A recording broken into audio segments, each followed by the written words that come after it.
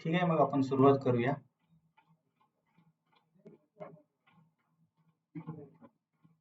ओम नमो भगवते वासुदेवाय.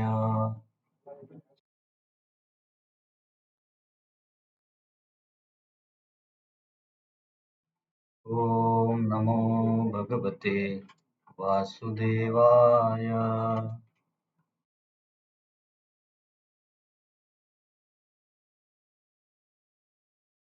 ओम नमो भगवते वासुदेवाय.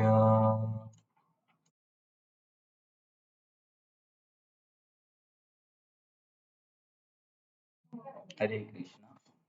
आपण कालपासून पहिल्या अध्यायाला परत सुरुवात केली आहे. आपण आधी पण अभ्यास केल्यामुळे थोडं लवकर थोडी स्पीड वाढवली तरी चालेल. तर काल आपण चर्चा केली की वैदिक ग्रंथ साहित्य जे आहेत त्याचा उगम कसा झाला, की भगवंतांनी कसं ज्ञान ब्रह्माजींना दिलं आणि ब्रह्माजीपासून हेच ज्ञान गुरु शिष्य परंपरेद्वारे कसं समोर आलं आणि व्यासदेवांनी कलियुगाच्या सुरुवातीला त्याचं ग्रंथ रूपामध्ये लिखाण केलं. हे आपण बघितलं. आणि आदी शंकराचार्यांनी या सर्व ग्रंथ साहित्याला दोन विभागामध्ये विभागित केलं. एक म्हणजे श्रुती आणि दुसरा म्हणजे स्मृती. तर मी तुम्हाला ते समजण्यासाठी गद्य आणि पद्याचं उदाहरण दिलं, परंतु त्याचा अर्थ असा नाहीये की एक गद्य आहे आणि एक पद्य आहे असा अर्थ नाहीये. तर समजण्यासाठी मी तुम्हाला सांगितलं. नंतर आपण चर्चा केली की मध्ये एवढे जास्त ग्रंथ का आहेत. तर आपण तेव्हा बघितलं की व्यक्ती हे 3 प्रकारच्या गुणांमध्ये असतात. तर प्रत्येकाला त्याच्या त्याच्या स्थितीनुसार अध्यात्मामध्ये प्रगती करण्यासाठी संधी मिळावी म्हणून वैदिक सनातन धर्मामध्ये खूप जास्त ग्रंथ आहेत, की व्यक्तीला त्याच्या अध्यात्मामध्ये प्रगती करण्यासाठी वाव मिळावा. तर आपण बघितले की भगवद्गीता ही महाभारताचा भाग आहे. की आपण चर्चा केली होती की महाभारतामध्ये वेगवेगळ्या प्रकारचे जे विभाग आहेत त्याला पर्व म्हणतात. तर या अनेक वेगवेगळ्या पर्वांपैकी एक पर्व आहे भीष्म पर्व. तर भीष्म पर्वामध्ये ही भगवद्गीतेचे 700 श्लोक येतात. तर एक गोष्ट आणखीन सांगतो की हे जे महाभारत आहे ते वैशंपायन ऋषींनी जन्मेजय महाराजांना सांगितलं होतं. की जन्मेजय महाराज हे परीक्षित महाराजांचे मुलगा आहेत. जेव्हा तुम्ही भागवतांचा जर पहिला स्कंद कधी ऐकला असेल किंवा खूप प्रसिद्ध कथा आहे की परीक्षित महाराजांना श्राप मिळतो 7 दिवसामध्ये मृत्यू होण्याचा. मग त्यांचा मृत्यू झाल्यावरती म्हणजे त्यांना कळते की माझा मृत्यू होणार तेव्हा ते राजत्याग करतात आणि भगवंतांच्या प्राप्तीसाठी गंगेच्या किनाऱ्यावरती भागवतम ऐकण्यासाठी जातात. तर तेव्हा ते आपल्या मुलाला राजा म्हणून त्याचा अभिषेक करतात, राज्याभिषेक.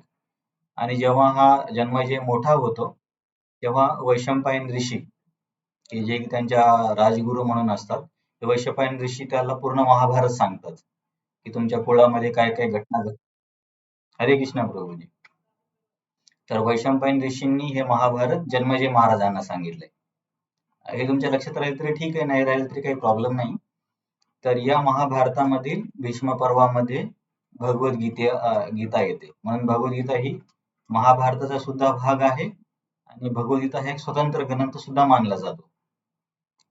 आणि भगवद्गीतेला श्रुती पण म्हणतात आणि स्मृती पण म्हणतात किंवा भगवद्गीतेला कधी कधी गीतोपनिषद असं पण म्हटलं जातं. तर ह्या सर्व काही ऍडिशनल इन्फॉर्मेशन आहे. तर आता जेव्हा कळते की दुर्योधन काही ऐकायला तयार नाहीये आणि सगळे शांततेचे मार्ग संपल्यावरती क्षत्रियांना राज्य करण्यासाठी म्हणजे राज्य आवश्यक आहे आणि असंही पांडवांचा वारसा हक्कानं त्यांना राज्य मिळायला पाहिजे होतं. परंतु दुर्योधन आणि धृतराष्ट्र मिळून नेहमी त्यांच्या विरुद्ध काही ना काही कारस्थान करत असतात. तर सर्व मार्ग बंद झाल्यावरती ठरतं की आता युद्ध करावंच लागेल. तेव्हा युद्ध जेव्हा ठरतं तर काय होतं की जगातले जे सर्व महान राजे आहेत, क्षत्रिय लोक आहेत, म्हणजे पूर्ण पृथ्वीवरचे, की त्यावेळेस पूर्ण पृथ्वीवरती भारतीय राजांचंच राज्य असायचं. तर सगळ्या पृथ्वीवरून सर्व राजांनी या युद्धामध्ये भाग घेतला होता. जसं की ऑलिम्पिक्स मध्ये कसं की वेगवेगळ्या देशातले लोक येऊन त्या खेळामध्ये भाग घेतात. खेळाडू.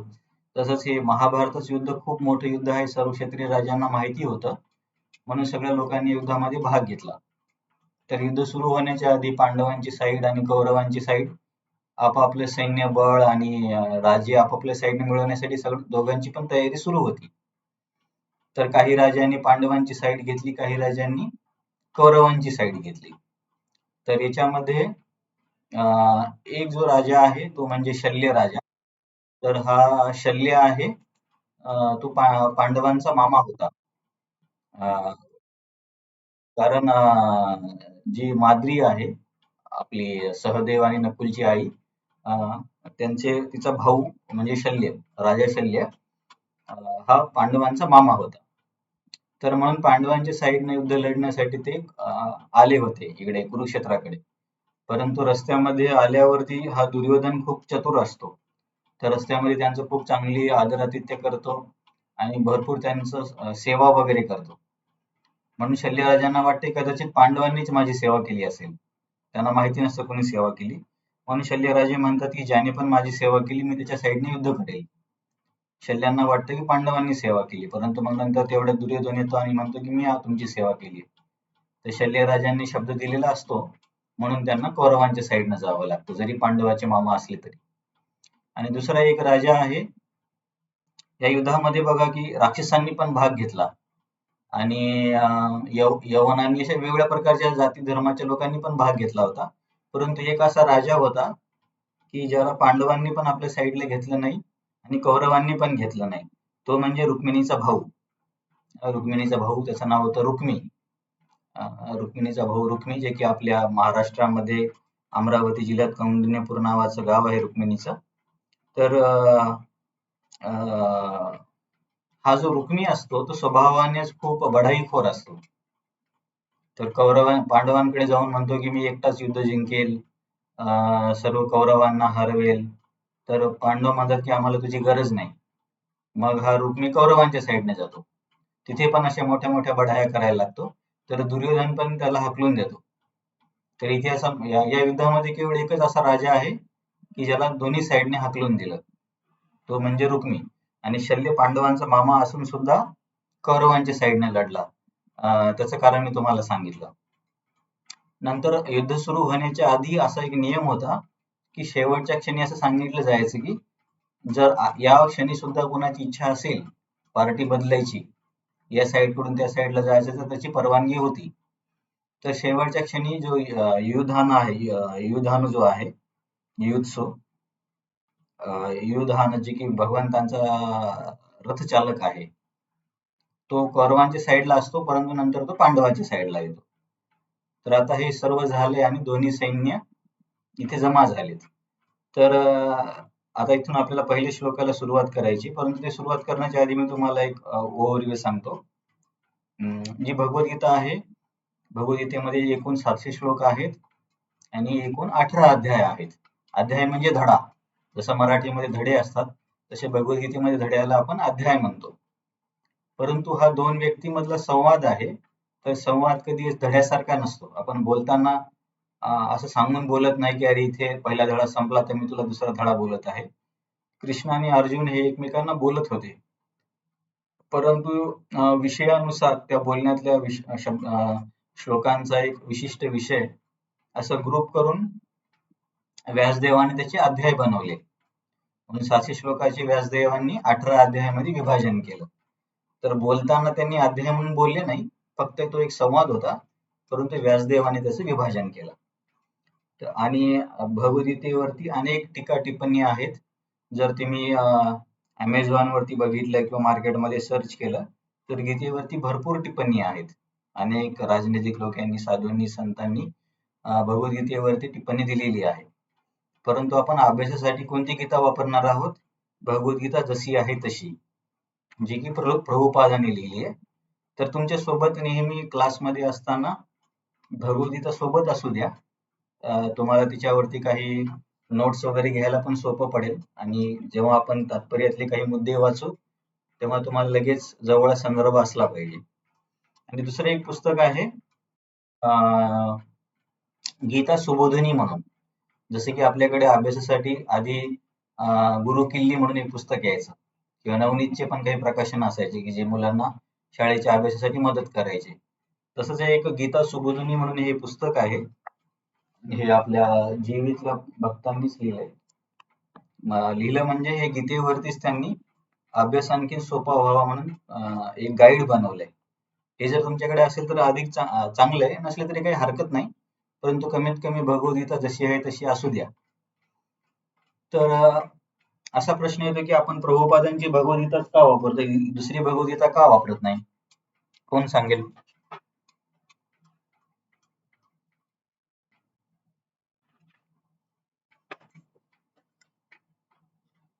माझा आवाज येतो सर्वांना?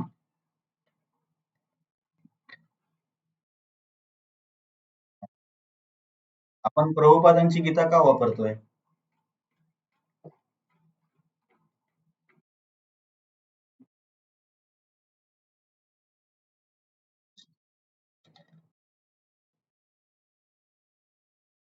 हा, अगदी बरोबर. हा. तर बघा मार्केटमध्ये जवळपास 500-600 भगवद्गीता आहेत वेगवेगळ्या प्रकाशनांच्या. परंतु आपण इस्कॉन मध्ये आहे म्हणून प्रभुपादांची वापरतो असं नाही.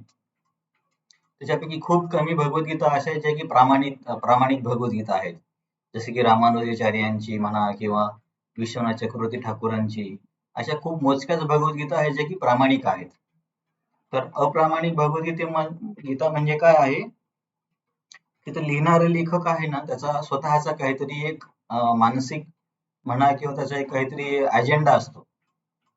की समजा काही लोक काय म्हणणार की कृष्ण डॉक्टर आहे, अर्जुन पेशंट आहे. तर तो त्याच भावनेने पूर्ण गीता लिहिणार की कृष्णाला कसं डॉक्टर सिद्ध करायचं. आणि काही लोक काय म्हणतात की कृष्ण नावाची व्यक्ती नव्हती, हे केवळ पात्र आहे आणि अर्जुन पण एक पात्र आहे. आणि काही लोक असे पण म्हणतात की हे महाभारताचं युद्ध कधी झालंच नव्हतं. तर ह्या सगळ्या भेसळ आहेत भगवद्गीतेमध्ये.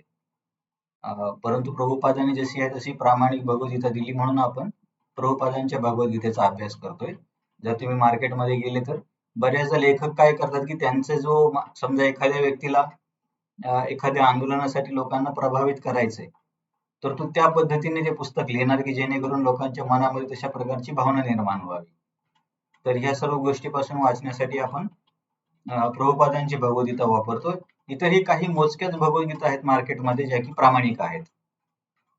म्हणून बऱ्याचदा लोक काय म्हणतात की ठीक आहे आम्ही त्यांचे तात्पर्य वाचणार नाही, आम्ही फक्त हे वाचू, काय म्हणतात त्याला, श्लोकाचं भाषांतर. परंतु जो लेखक आहे ते खूप हुशार लोक असतात. त्या भाषांतरामध्ये पण ते स्वतःचा जो मनोभाव आहे किंवा त्यांना ज्या पद्धतीने लोकांकडून काम करून घ्यायचंय तसे ते लिहू शकतात. तर या सगळ्या गोष्टीपासून वाचण्यासाठी आपण प्रभुपादांच्या भगवद्गीतेचा अभ्यास करतोय. म्हणून प्रभुपादांनी भगवद्गीतेला नावच दिले जशी आहे तशी किंवा ऍज इट इज, कारण याच्यामध्ये काही भेसळ नाही. तर आता गीतेमध्ये 700 श्लोक आहेत, 18 अध्याय आहेत. तर आचार्य काय सांगतात की आचार्यांनी या 18 अध्यायाचे पण 3 गटामध्ये विभाजन केले. 1 ते 6, 7 ते 12 आणि 13 ते 18. तर काही आचार्यांनी जसे की विश्वनाथ चक्रवर्ती ठाकूर, बलदेव विद्याभूषण, रामानुजाचार्य अशा आचार्यांनी सांगितले की पहिले 6 अध्याय हे कर्मयोगाबद्दल आहेत. आता तो कर्मयोग काय आहे, सकाम निष्काम, याची आपण जसं समोर अभ्यास करू तशी विस्तारित चर्चा येणारच आहे. आणि या कर्मयोगामध्येच 6वा अध्याय हा अष्टांग योगाचा सुद्धा आहे. आणि अध्याय नंबर 7 ते अध्याय नंबर 11 म्हणू शकतो आपण. याच्यामध्ये 7 ते 12 हा भक्ती योग आहे. अध्याय नंबर 7 ते अध्याय नंबर 12 हा भक्ती योगाचा आहे. आणि शेवटचे 6 अध्याय म्हणजे 13 ते 18 हे ज्ञान योगाचे आहेत. असं मोठामोठी विभाजन केलं जातं. कालच्या चर्चेमध्ये जर कोणाचा काही प्रश्न असेल तर विचारू शकता, नाहीतर आपण आज पहिल्या श्लोकापासून समोर सुरुवात करूया. कोणाला काही प्रश्न आहे कालच्या चर्चेमध्ये?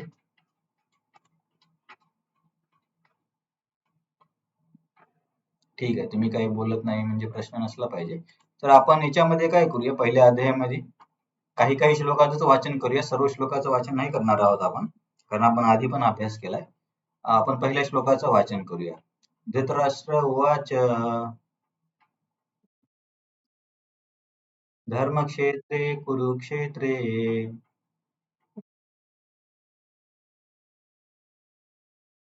समवेतायुत्सव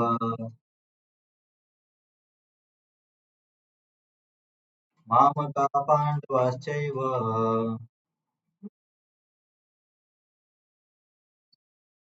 किमकुर्वत संजय.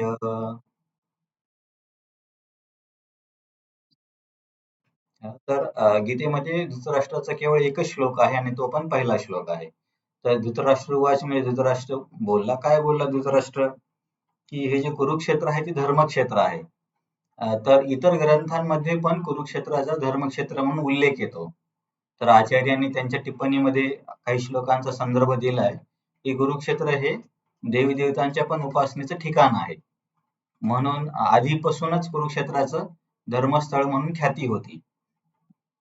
तर आता हा आपला हा जो आहे धृतराष्ट्र जो आहे तो म्हणतो की युद्धासाठी जमा झालेल्या माझ्या मुलाने आणि पांडूच्या मुलाने तिथे आल्यावरती काय केलं. आता युद्धासाठी आल्यावरती युद्धच करणार, पण असा माहिती असून सुद्धा धृतराष्ट्र असा का बोलत आहे की काय केलं म्हणून. आता समजा कोणी जेवायला बसलं, ताट वाढल्यावरती काय केलं असा प्रश्न विचारण्याची गरज नाही, सर्वांना माहिती आहे की त्या व्यक्तीने जेवण केलंच असेल. तसं सर्व हे खूप सोपं समजायला आहे की युद्ध करणारच आहेत, परंतु धृतराष्ट्राचा मनोभाव इथे आपल्याला समजून पडतो. काय मनोभाव आहे की धृतराष्ट्राची मानसिकता समजते की धृतराष्ट्राला नेहमी राजा होण्याची खूप इच्छा होती, परंतु तो अंध असल्यामुळे तो राजा नाही झाला आणि ते राजे पांडू महाराजांना गेलं. तर याची नेहमी धृतराष्ट्राला खंत असायची. तर परंतु तीच इच्छा नंतर पांडू महाराजांचा जेव्हा मृत्यू झाला तेव्हा धृतराष्ट्राला राजा बनवण्यात आलं. परंतु सर्वांना माहिती होतं की नियमानुसार पांडूचे मुलंच हे राजा होण्यासाठी पात्र आहेत परंपरेनुसार.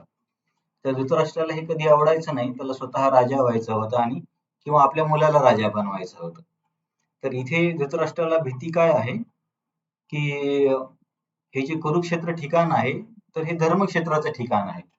तर धर्मक्षेत्रामध्ये कधी कधी काय होतं की व्यक्तीच्या मनावरती परिणाम होतो. आता आपण पण बघितलंय की कधी आपण जेव्हा जीवीला येतो किंवा पंढरपूरला जातो किंवा वृंदावनला जातो तेव्हा आपल्या मनामध्ये चांगले विचार येतात आणि ते जर आपण कुठे मार्केटमध्ये असू किंवा एखाद्या नशापानाच्या ठिकाणी असू तिथे मनामध्ये विचार चांगले येत नाहीत. तर धृतराष्ट्राला काय वाटतं की या धर्मक्षेत्रामुळे माझ्या मुलांच्या मनामध्ये चांगले विचार जर आले तर माझा दुर्योधन बदलला आणि दुर्योधन म्हटला की नको, आपण भावाभावामध्ये भांडण नाही करायला पाहिजे आणि पांडव तुम्ही राज्य घ्या, असं जर झालं असं होऊ नये असं धृतराष्ट्राला मनोमनी वाटायचं. परंतु तो असं उघड उघड बोलू शकत नाही, म्हणून ते ह्या अशा प्रकारच्या शब्दाने तो आपली मानसिकता दर्शवतोय. आणि दुसरी एक त्याला आशा काय होती की कदाचित या धर्मक्षेत्राच्या प्रभावामुळे पांडव जे आहेत ते धार्मिक स्वभावाचे आहेत, तर कदाचित ते युद्ध सोडून देतील आणि माझ्या मुलाला राज्य देऊन टाकतील. तर असं झालं का, असं झालं आहे का हे त्याला जाणायचं होतं. तर हे पण ही मानसिकता पण आपल्याला धृतराष्ट्राची समजते. आणि धृतराष्ट्र काय शब्द वापरतो, मामका पांडवाश्चैव. मामका म्हणजे माझी मुलं आणि पांडवाश्चैव म्हणजे पांडूची मुलं. तसं बघायला गेलं तर पांडू महाराज हे धृतराष्ट्राचे भाऊच होते. तर पांडव हे धृतराष्ट्राचे पुतणे आहेत. परंतु आपल्या मुलामध्ये आणि पुतण्यामध्ये कसा भेद करतोय तो बघा, की माझी मुलं आणि त्याची मुलं असं म्हणतोय, म्हणजे याच्या मनामध्ये माझा आणि त्याचा हा भाव आहे. तर इथून धृतराष्ट्र हा खरंच किती कपटी स्वभावाचा होता किंवा सत्तेसाठी किती लालची व्यक्ती होता हे आपल्याला समजून पडतं. आणखीन आचार्यांनी एक टिप्पणी दिली आहे की क्षेत्र म्हणजे कधी कधी शेतीला बघा हिंदीमध्ये खेत म्हणतात. क्षेत्र, खेत, शेती एकसारखे शब्द आहेत. तर शेतीमध्ये शेतकरी काय करतो की आपल्या बियांचं रोपण करतो आणि जेव्हा पिकामध्ये तणाची पण उत्पत्ती होते, तर मग शेतकरी काय करतो की पिकाच्या संगोपनासाठी त्या तणाला काढून टाकतो. तर हे धर्मक्षेत्र जे आहे कुरुक्षेत्र, तर इथे शेतकरी कोण आहे, भगवंत कृष्ण आहेत. आणि शेती कशाची होणार आहे, तर धर्माची शेती होणार आहे. कारण हे युद्ध भगवंतांनी धर्मासाठी आयोजलं होतं की सर्व अधार्मिक लोकांचा नाश व्हावा. आणि या शेतीमध्ये धर्माचं पीक घ्यायचं आहे आणि दुर्योधन आणि त्याला मदत करणारे लोक हे अधार्मिक आहेत. तर हे अधार्मिक लोक हे चांगल्या पिकामध्ये येणाऱ्या तणासारखे आहेत आणि भगवंत हे धर्माची शेती करत असल्यामुळे ते तणासारख्या दुष्ट लोकांचा नाश करतील, असं आचार्यांनी या शब्दावरती टिप्पणी दिली आहे. तर भगवंतांना आपण का धर्माची शेती करणारा म्हणतोय? ते आपण जेव्हा भागवतामध्ये अभ्यास करू तर भागवतामध्ये 6व्या स्कंदात एक श्लोक येतो, धर्मम तु साक्षात भगवतम प्रणितम, की धर्म हा स्वतः भगवंतांनी सांगितलाय. धर्म कुठला मानव, देवता किंवा ऋषी मुनी नाही सांगू शकत, तर धर्म हा नेहमी भगवंतांपासून येतो. म्हणून ते भगवंतांना धर्माची शेती करणारे असे म्हटले. तर या पहिल्या धृतराष्ट्रांनी एकच श्लोक बोललाय, याच्यामध्ये धृतराष्ट्राची मानसिकता समजते. आपला आणि त्यांचा असा तो भेदभाव करतो आणि क्षेत्रामुळे माझ्या मुलावरती किंवा पांडवांवरती काय परिणाम होईल असं त्याला मनामध्ये चिंता लागली होती. तर ह्या काही गोष्टी आपल्याला इथे बघायला मिळतात. ते आणि या अध्यायाचं नाव आहे अर्जुन विषाद योग. हे तर तिथं प्रभुपादाने लिहिलंच आहे. जर तुम्ही पान नंबर 29 वर बघितलं तर प्रभुपादांच्या तात्पर्यातले काही मुद्दे आपण वाचूया. मनुष्याने भगवान श्रीकृष्णांच्या भक्तांच्या मदतीने भगवद्गीतेचे अत्यंत काळजीपूर्वक अध्ययन केले पाहिजे आणि या प्रकारे वैयक्तिक हेतुपूर्वक अर्थ न लावता कृष्ण भक्ताकडून ती समजून घेतली पाहिजे. तर गीता ही नेहमी भक्तांमध्ये चर्चा केली पाहिजे असं प्रभुपाद सांगतात. कारण जर आपण एखाद्या राजकीय व्यक्तीकडून किंवा एखाद्या लेखकाकडून जर गीता ऐकली तर ती व्यक्ती त्याच्या स्वतःची जे संकल्पना आहे ते सांगण्याचा शक्यता असते. म्हणून गीता नेहमी भक्तांकडून ऐकली पाहिजे. आणि गीतेमध्ये पण समोर आपण अभ्यास करणारच आहोत. भगवंत अर्जुनाला म्हणतील की भक्तोसी मी सखा चेती रहस्य मी एतद उत्तमम. अर्जुन तू माझा भक्त आहेस म्हणून मी तुला हे रहस्य सांगत आहे. तर गीता ही केवळ भक्तांसाठी आहे. तर प्रभुपादां तात्पर्यामध्ये हा मुद्दा सांगितलाय. नंतर पान नंबर 29 मध्ये शेवटच्या काही 2-3 वळीमध्ये कुरुक्षेत्र कसं हे खूप प्राचीन काळापासूनच धर्माचं ठिकाण म्हणून प्रसिद्ध होतं. याच्याबद्दल प्रभुपादांनी टिप्पणी दिली आहे. नंतर पान नंबर 30 जर तुम्ही बघितलं तर तिथे धृतराष्ट्राच्या मनामध्ये कशी शंका होती याच्यावरती प्रभुपादांनी टिप्पणी दिली. नंतर भावाभावामध्ये तडजोड व्हावी अशी त्याची इच्छा नव्हती आणि त्याला युद्धभूमीवर आपल्या पुत्रांच्या विधिलिखिताबद्दल निश्चितपणे जाणून घ्यायचे होते, म्हणून तो अशा पद्धतीने प्रश्न विचारतोय. तर इथे आपल्याला धृतराष्ट्राचे अंतर्मन समजून येतं. कसं अंतर्मन समजून येतं? कारण माझं आणि त्याचं असा तो भेद करतोय, म्हणजे त्याच्या मनामध्येच अशी भेदाची भावना आहे.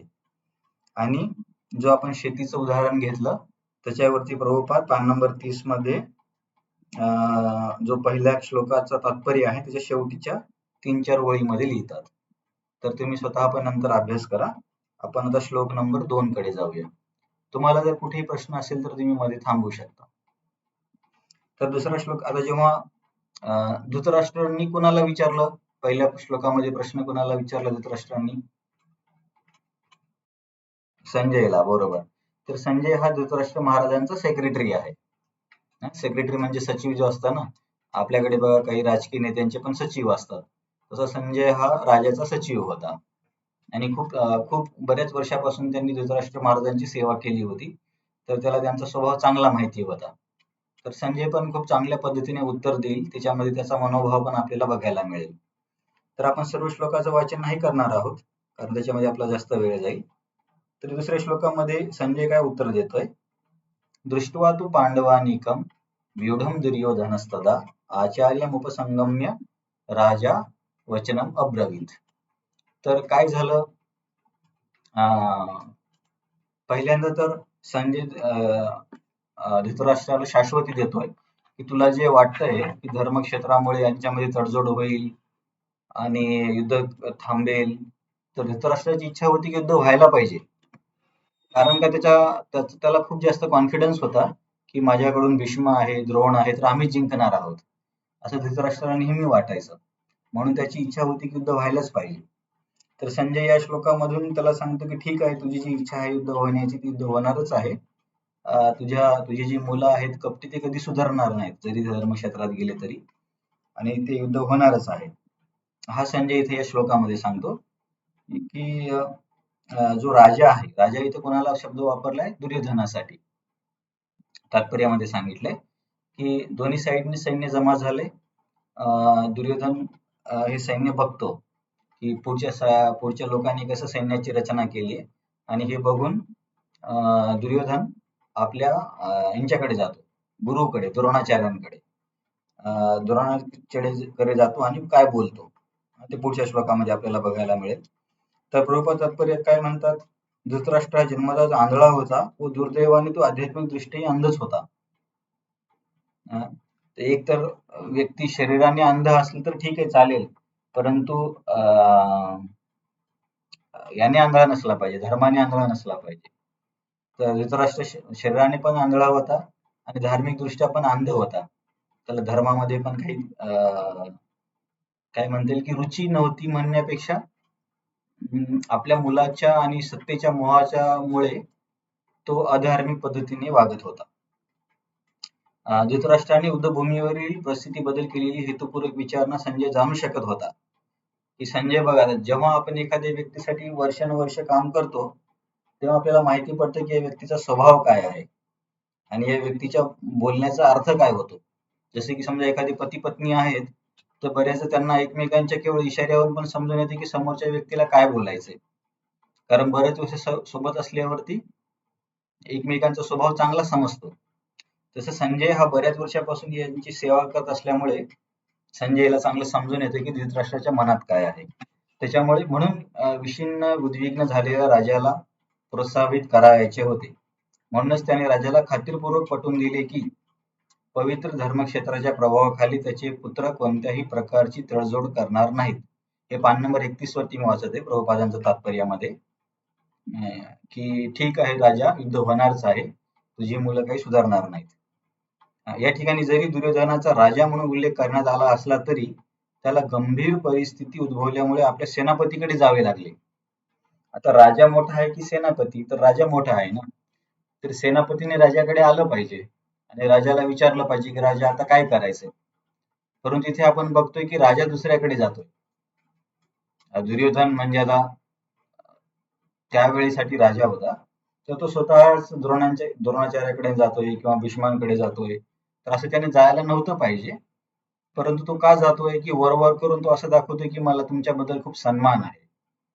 परंतु हा खूप दुटप्पी स्वभावाचा माणूस होता दुर्योधन आणि राजकारणामध्ये खूप हुशार होता. म्हणजे आपल्याकडे कधी कधी पिक्चर मध्ये म्हणतात ना गंदी राजनीती, तर हा गंदी राजनीती करणारा माणूस होता. तर हा खूप राजकारणी आहे हे सांगून देण्यासाठी संजयने राजा हा शब्द वापरला. तर बघा आता कसा राजकीय दृष्टिकोनातून कसा संजय नाही, दुर्योधन काय बोलतो ते आपण बघूया. तर श्लोक नंबर 3 आहे. दुर्योधन आता हा द्रोणाचार्यांकडे गेलाय. बघा तुम्ही हे लक्षात ठेवा.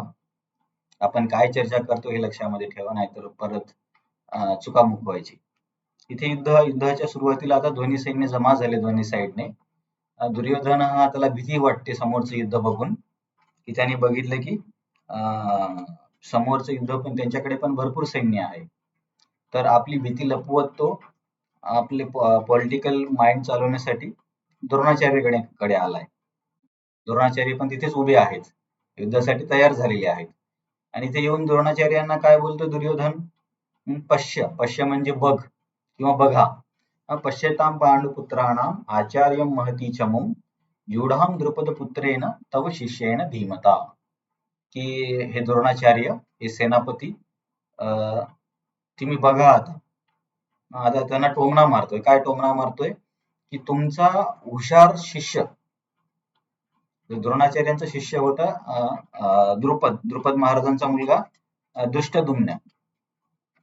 तर तुम्ही महाभारत बघितलं पण असेल, तर जर आपण सगळं स्टोरीमध्ये गेलं तर खूप वेळ जाईल, परंतु शॉर्टकट मध्ये सांगतो. द्रोणाचार्य आणि राजा द्रुपद हे लहानपणी एकाच गुरुकुलामध्ये शिकले होते. तेव्हा द्रुपद म्हटला होता की जेव्हा आपण मोठे होऊ, तुला कधी काही गरज पडली तर माझ्याकडे ये. तेव्हा मोठे झाल्यावरती दोघं पण गृहस्थ आश्रमामध्ये जातात आणि द्रोणाचार्यांना खूप आर्थिक गरज पडते, तर ते द्रुपदकडे जातात. परंतु द्रुपद द्रोणाचार्यांचा खूप अपमान करतो आणि अपमान केल्यामुळे द्रोणाचार्य ठरवतात की द्रुपदचा माझ्या या अपमानाची मी बदला घेईल. म्हणून द्रोणाचार्य पांडवांना युद्धकलेमध्ये खूप निष्णात करतात आणि त्याच्यामध्ये खूप मोठी स्टोरी पण तुम्हाला शॉर्टकट मध्ये सांगतोय. मग पांडव द्रुपदला हरवतात. मग तेव्हा द्रुपदला अर्ध राज्य द्रोणाचार्यांना द्यावं लागतं. मग द्रुपद काय करतो की द्रुपदकडे शक्ती तर कमी होती म्हणून तो खूप मोठा एक यज्ञ करतो. आणि कशासाठी यज्ञ करतो की मला एक असा मुलगा पाहिजे की जो की द्रोणाचार्यांचा वध करेल. तर त्या यज्ञामधून एक मुलगा आणि एक मुलगी जन्माला येते. मुलगा म्हणजे धृष्टद्युम्न आणि मुलगी म्हणजे द्रौपदी. तर अर्जुन हा खूप मोठा धनुर्धारी आहे आणि खूप महान क्षत्रिय आहे हे सर्वांना माहिती होतं. तर द्रुपद राजांची इच्छा होती की द्रौपदींचं लग्न अर्जुनासोबत व्हावं. म्हणून त्या पद्धतीने ते स्वयंवराचं आयोजन करतात. येस माताजी, सावंत माताजी.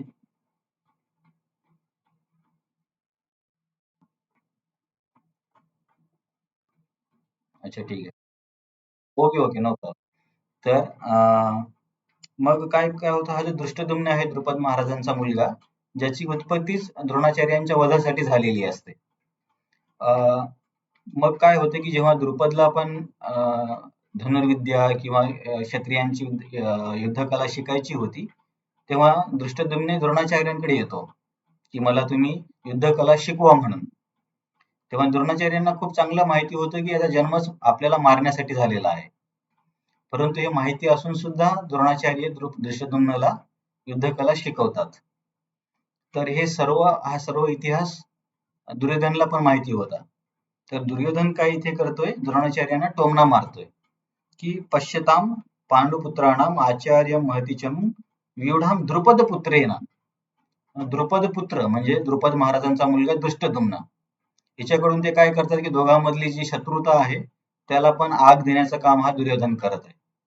आणि दुसरी गोष्ट तो काय करतोय की तव शिष्येन की तुम्ही किती मूर्ख आहात की जो व्यक्ती तुम्हाला मारण्यासाठी जन्माला आला त्यालाच तुम्ही युद्धकला शिकवली आणि आज तो बघा तोच तुमच्या समोर पूर्ण सैन्याची रचना करून आलेला आहे कारण पांडवांच्या साईडने सेनापती हा धृष्टद्युम्न असतो. तर इथे इथे आपल्याला दुर्योधनाची राजकारण करण्याची मानसिकता किंवा त्याच्या बोलण्याची जी पद्धती आहे दुटप्पी स्वभाव जो आहे किंवा मुत्सद्देगिरी आहे ती समजून पडते की हा म्हणजे आपल्या गुरुला पण कसा टोमणा मारतोय की तुमचा शिष्य आहे तो तर हुशार आहे पण तुम्ही काही हुशार नाहीयेत. तुम्ही का हुशार नाहीये कारण तुम्ही त्याला शिकवलं. तर त्याला म्हणायचं होते की तुम्ही त्याला नव्हतं शिकवायला पाहिजे. आणि नंतर तो काय म्हणतोय की ठीक आहे तुम्ही त्याला तेव्हा शिकून चूक केली पण आता चूक करू नका कारण आता मला तुमच्या चुकीमुळे नाही तर मी युद्ध हारायचो. असा हा दुर्योधन द्रोणाचार्यांना बोलतोय. बघा पान नंबर 31 मध्ये जर तुम्ही बघितलं तर प्रभुपादांनी पहिल्याच ओळीमध्ये लिहिलंय मुत्सद्दी दुर्योधनाला आपले श्रेष्ठ ब्राह्मण सेनापती द्रोणाचार्य यांच्या चुका दाखवून द्यायच्या होत्या. तर काय चुका होत्या त्याची आपण सविस्तर चर्चा केली. द्रोणाचार्यांनी युद्ध करतेवेळी कोणत्याही प्रकारची तडजोड न करता दक्ष राहावे म्हणून दुर्योधनाने त्यांची ही चूक त्यांच्या लक्षात आणून दिली. यावरून त्याला हे देखील दाखवून द्यायचे होते की पांडव हे द्रोणाचार्यांचे प्रिय शिष्य असल्यामुळे त्यांच्या विरुद्ध युद्ध करताना त्यांनी कोणत्याही प्रकारचा सौम्यपणा दाखवू नये. तुम्ही आधी चूक केली आणि त्या धृष्टद्युम्नाला शिकवलं.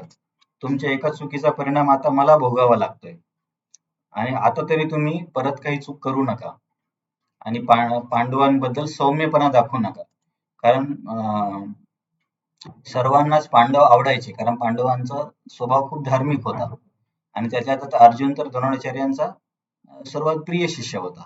तर हे सर्व दुर्योधनला माहिती होतं. तर त्यामुळे द्रोणाचार्यांनी सौम्यपणा दाखवू नये तर त्यांच्या मनामध्ये शत्रुता निर्माण करण्यासाठी त्यांची चूक दाखवून देण्यासाठी त्यांना भडकवण्यासाठी अशा वेगवेगळ्या प्रकारच्या शब्दांचा उपयोग इथे दुर्योधन करत आहे. आपण श्लोक नंबर 4 मध्ये जात आहोत आता पान नंबर 32 वरती. अत्र शिवरा महेश्वासा भीमार्जुन समायुधी युधानो विराटश्च द्रुपदश्च महारथा. जसं मी तुम्हाला म्हटलं की दुर्योधन काय करतोय दोन्ही सेना दोन्ही बाजूने उभ्या आहेत जसे तुम्ही पिक्चर मध्ये पण बघितलं असेल. असं दाखवतात की दोन्ही सेना दोन्ही साईडने उभी असते नंतर मग आक्रमण म्हणतात आणि युद्ध सुरू होतं. तर आता हा दुर्योधन युद्ध सुरू होण्याच्या आधी द्रोणाचार्याकडे गेलाय आणि तो काय करतोय की समोरच्या सैन्यामध्ये कोण कोण चांगले चांगले खेळाडू आहेत, खेळाडू म्हणण्यापेक्षा क्षत्रिय आहेत, याचं वर्णन आपल्या सेनापतीला किंवा द्रोणाचार्यांना करत आहे. तर या श्लोक नंबर 4 मध्ये तो काय म्हणतो की त्यांच्या साईडनं खूप चांगले चांगले धनुर्धर आहेत. महेशू आसा, महा इशू आसा म्हणजे धनुर्धर, म्हणजे जे की बाणाच्या साहाय्याने युद्ध करणारे सैनिक. आणि ते कोणाच्या सारखे आहेत? भीम अर्जुन समायुधी. तिथे आपल्याला एक गोष्ट लक्षात येईल की तो भीम आणि अर्जुनाचेच का नाव घेतोय? कारण दुर्योधनाला सर्वात जास्त भीती भीमाची होती. कारण भीमाने आधी शपथ घेतली होती की मी सर्व 100 कौरवांचा वध करेल. तर हे त्याच्या नेहमी मनामध्ये असायचं. आणि त्याला हे पण माहित होती की अर्जुन खूप माझ्या विजयामधले सर्वात मोठा अडथळा आहे. म्हणून तो तुलना भीम आणि अर्जुन सोबत करतोय. आणि इतर सैनिकांची नावं सांगितले, जसे की युधानू. युधानू हे कृष्णाचे सारथी होते. जसं मी तुम्हाला आधी पण बोललो की युद्धाच्या आधी त्यांनी साईड बदलून पांडवांच्या साईडने आले युधानू. तर इथे त्यांचं नाव आहे. दुसरं विराट महाराज. हे विराट महाराज जे आहेत, ज्यांच्या घरी पांडवांनी अज्ञातवासामध्ये 1 वर्ष निवास केला होता. नंतर द्रुपद म्हणजे द्रौपदीचे वडील किंवा धृष्टद्युम्नाचे वडील. तर अशा काही क्षत्रियांचे किंवा राजांचे नाव, सेनापतींचे नाव हा दुर्योधन द्रोणाचार्यांच्या समोर घेत आहे. तर पान नंबर 32 वरती जर तात्पर्य बघितलं तर प्रभुपादांच्या तात्पर्याची शेवटची वळ आहे, त्याला भीम आणि अर्जुन यांच्या शक्तीची पुरेपूर जाणीव होती, म्हणून इतरांची तुलना त्याने त्यांच्याशी केली आहे. की त्याला माहिती होते की माझ्या विजयामध्ये हे दोघंच सगळ्यात मोठा अडथळा आहेत. श्लोक नंबर 5 मध्ये इतर काही राजांची नावं सांगितले, जे की पांडवांच्या साईडने आहेत. बघा याच्यामध्ये जर पांडवांच्या साईडने कोणा युद्ध केलं आणि कौरवांच्या साईडने कोणा केलं याची पण आपल्याला माहिती इथे मिळते. आता हे पांडवांच्या सैन्याचं वर्णन चालू आहे. आतापर्यंत त्याच्या साईडने कोण कोण बघितलं आपण? युधान, विराट, द्रुपद. या श्लोकामध्ये इतर राजांची नावं घेतली, जसे की दृष्टकेतू, चेकितान, काशी राजा, पुरुजित, कुंतीभोज, शैब्य पण एक राजा होता. नंतर श्लोक नंबर 6 मध्ये युधामन्यू, उत्तमौज, सुभद्राचे मुलं, द्रौपदीचे मुलं, हे सर्व त्यांच्या साईडने आहेत. तर श्लोक नंबर 6 पर्यंत दुर्योधन काय करतोय की समोरच्या साईडने कोण कोण आहे याचं वर्णन करतोय. मग सगळे म्हणतील की अरे तू पुढच्या साईडचं एवढं वर्णन सांगतोय, तू घाबरला की काय? तर दुर्योधन घाबरला होता, परंतु त्याला दाखवून नव्हतं द्यायचं की मी घाबरले. म्हणून तो काय करतोय की श्लोक नंबर 7 मध्ये काय म्हणतो, अस्माकं तु विशिष्टाये तान निबोध द्विजोत्तम नायका मम सैन्यस्य संज्ञार्थम तान ब्रवीमि ते. की नाही असं नाही की त्यांच्याकडे चांगले क्षत्रिय राजे आहेत असं नाही, आपल्याकडे पण खूप चांगले चांगले लोक आहेत आणि तुम्ही माझ्या सैन्याचे नायक आहात. नायक म्हणजे मुख्य व्यक्ती म्हणू शकतो आपण. तर मी आता आपल्या साईडने कोण आहे ते तुम्हाला सांगतो. असा हा श्लोक नंबर 7 मध्ये दुर्योधन द्रोणाचार्यांना म्हणत आहे. तर मग श्लोक नंबर 7 मध्ये असं म्हटल्यावरती श्लोक नंबर 8 मध्ये तो त्याच्या साईडने असणाऱ्या लोकांचे नाव घ्यायला सुरुवात करतो. तर कोण कोण आहे? भवान भीष्मस्य कर्णस्य कृपस्य समितिंजय अश्वत्थामा विकर्णश्च सोमदत्ती सथैवच. आता हे कौरवाच्या साईडचे नाव आहेत. भवान म्हणजे तुम्ही. नंतर दुसरं कोण आहे? भीष्म, कर्ण, कृपाचार्य, अश्वत्थामा, विकर्ण, सौमदत्ती. सोमदत्ती नावाचा एक राजा होता. तर याच्यामध्ये पण आचार्यांनी काही स्पष्टीकरण दिलंय की दुर्योधनांनी यांचीच नावं का घेतली आणि अशा पद्धतीने नावं का घेतली. तर तसं बघायला गेलं तर सगळ्यात शूरवीर हे भीष्म होते. त्याने आधी भीष्माचं नाव घ्यायला पाहिजे. परंतु दुर्योधन जेव्हा द्रोणाचार्यांना बोलतो त्याला असं वाटलं की जर मी भीष्माचं नाव घेतलं तर यांना वाटेल की अरे हा भीष्माला जास्त महत्व देतो आणि मला महत्व देत नाही. म्हणजे बघा आपण म्हणतो ना की चोराच्या मनात चांदणं. या दुर्योधनाला किती शब्द तोलून मोजून वापरावं लागतंय. कारण कोणीच कौरवांच्या साईडने मनाने युद्ध करत नव्हतं. समजा 2 टीम मध्ये जर क्रिकेटचा मॅच चालू आहे आणि एका टीम मध्ये समजा काही खेळाडू असे एका एका खेळाडूला फक्त फेसबुक साठी फोटो काढण्यासाठी तो टीम मध्ये आलाय, त्याला टीम हारो किंवा जिंको याच्याशी काही घेणं देणं नाही. समजा आणि एखादा खेळाडू आहे की त्याला फक्त बॅटिंग पाहिजे, जास्तीत जास्त ओव्हर बॅटिंग करता आली पाहिजे, टीम हारो किंवा जिंको याच्याशी काही घेणं देणं नाही. असे जर खेळाडू एखाद्या टीम मध्ये असतील तर ती टीम कशी काय जिंकू शकेल? कारण तिथे प्रत्येक खेळाडूचा स्वार्थ आहे. तसंच या कौरवांच्या पार्टीमध्ये प्रत्येकाचा आपला काहीतरी स्वार्थ होता. जसे की भीष्म आणि द्रोणाचार्य जे आहेत यांना मजबुरीमुळे युद्ध करावं लागलं. कारण की ते त्या राजगद्दीला काय म्हणता येईल आपल्याला, ते लॉयल होते किंवा त्या राजघराणा त्यांचं उदरभरण कौरवांमुळे होत होतं, म्हणून मजबुरीमुळे दोघांना युद्ध करावं लागत होतं. नंतर कर्ण जो आहे, कर्णाला अर्जुनाला कमी दाखवायचं होतं.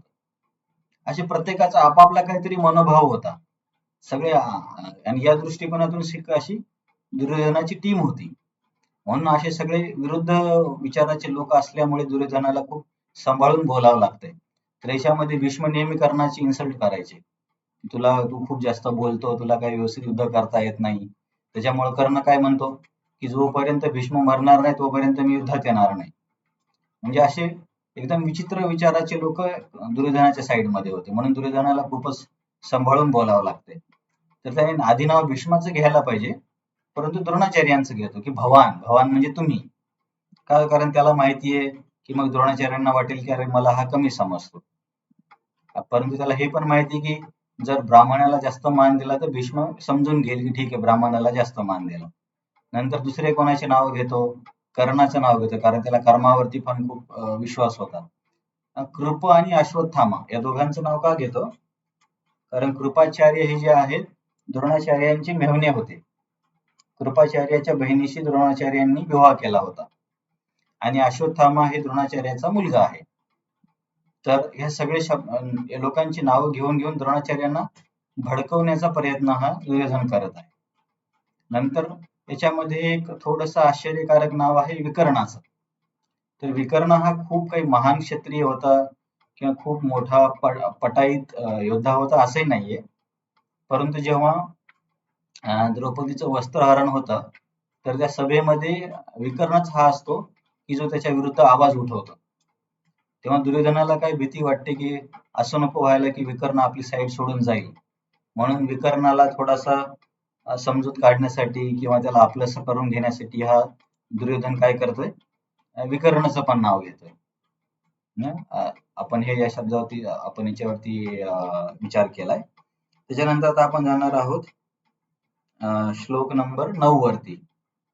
श्लोक नंबर 9 वरती तर त्यांनी सगळ्या लोकांची नावं घेणे तर अशक्य आहे, कारण इथे तर आपल्याला माहिती करोडोच्या संख्येने लोक आलेले होते आणि महत्वाच्या लोकांची नाव घेणं पण खूप वेळ गेला असता. म्हणून काय म्हणतो तो, अन्यच बहव सुरा, और भी बहुत सारे लोग है.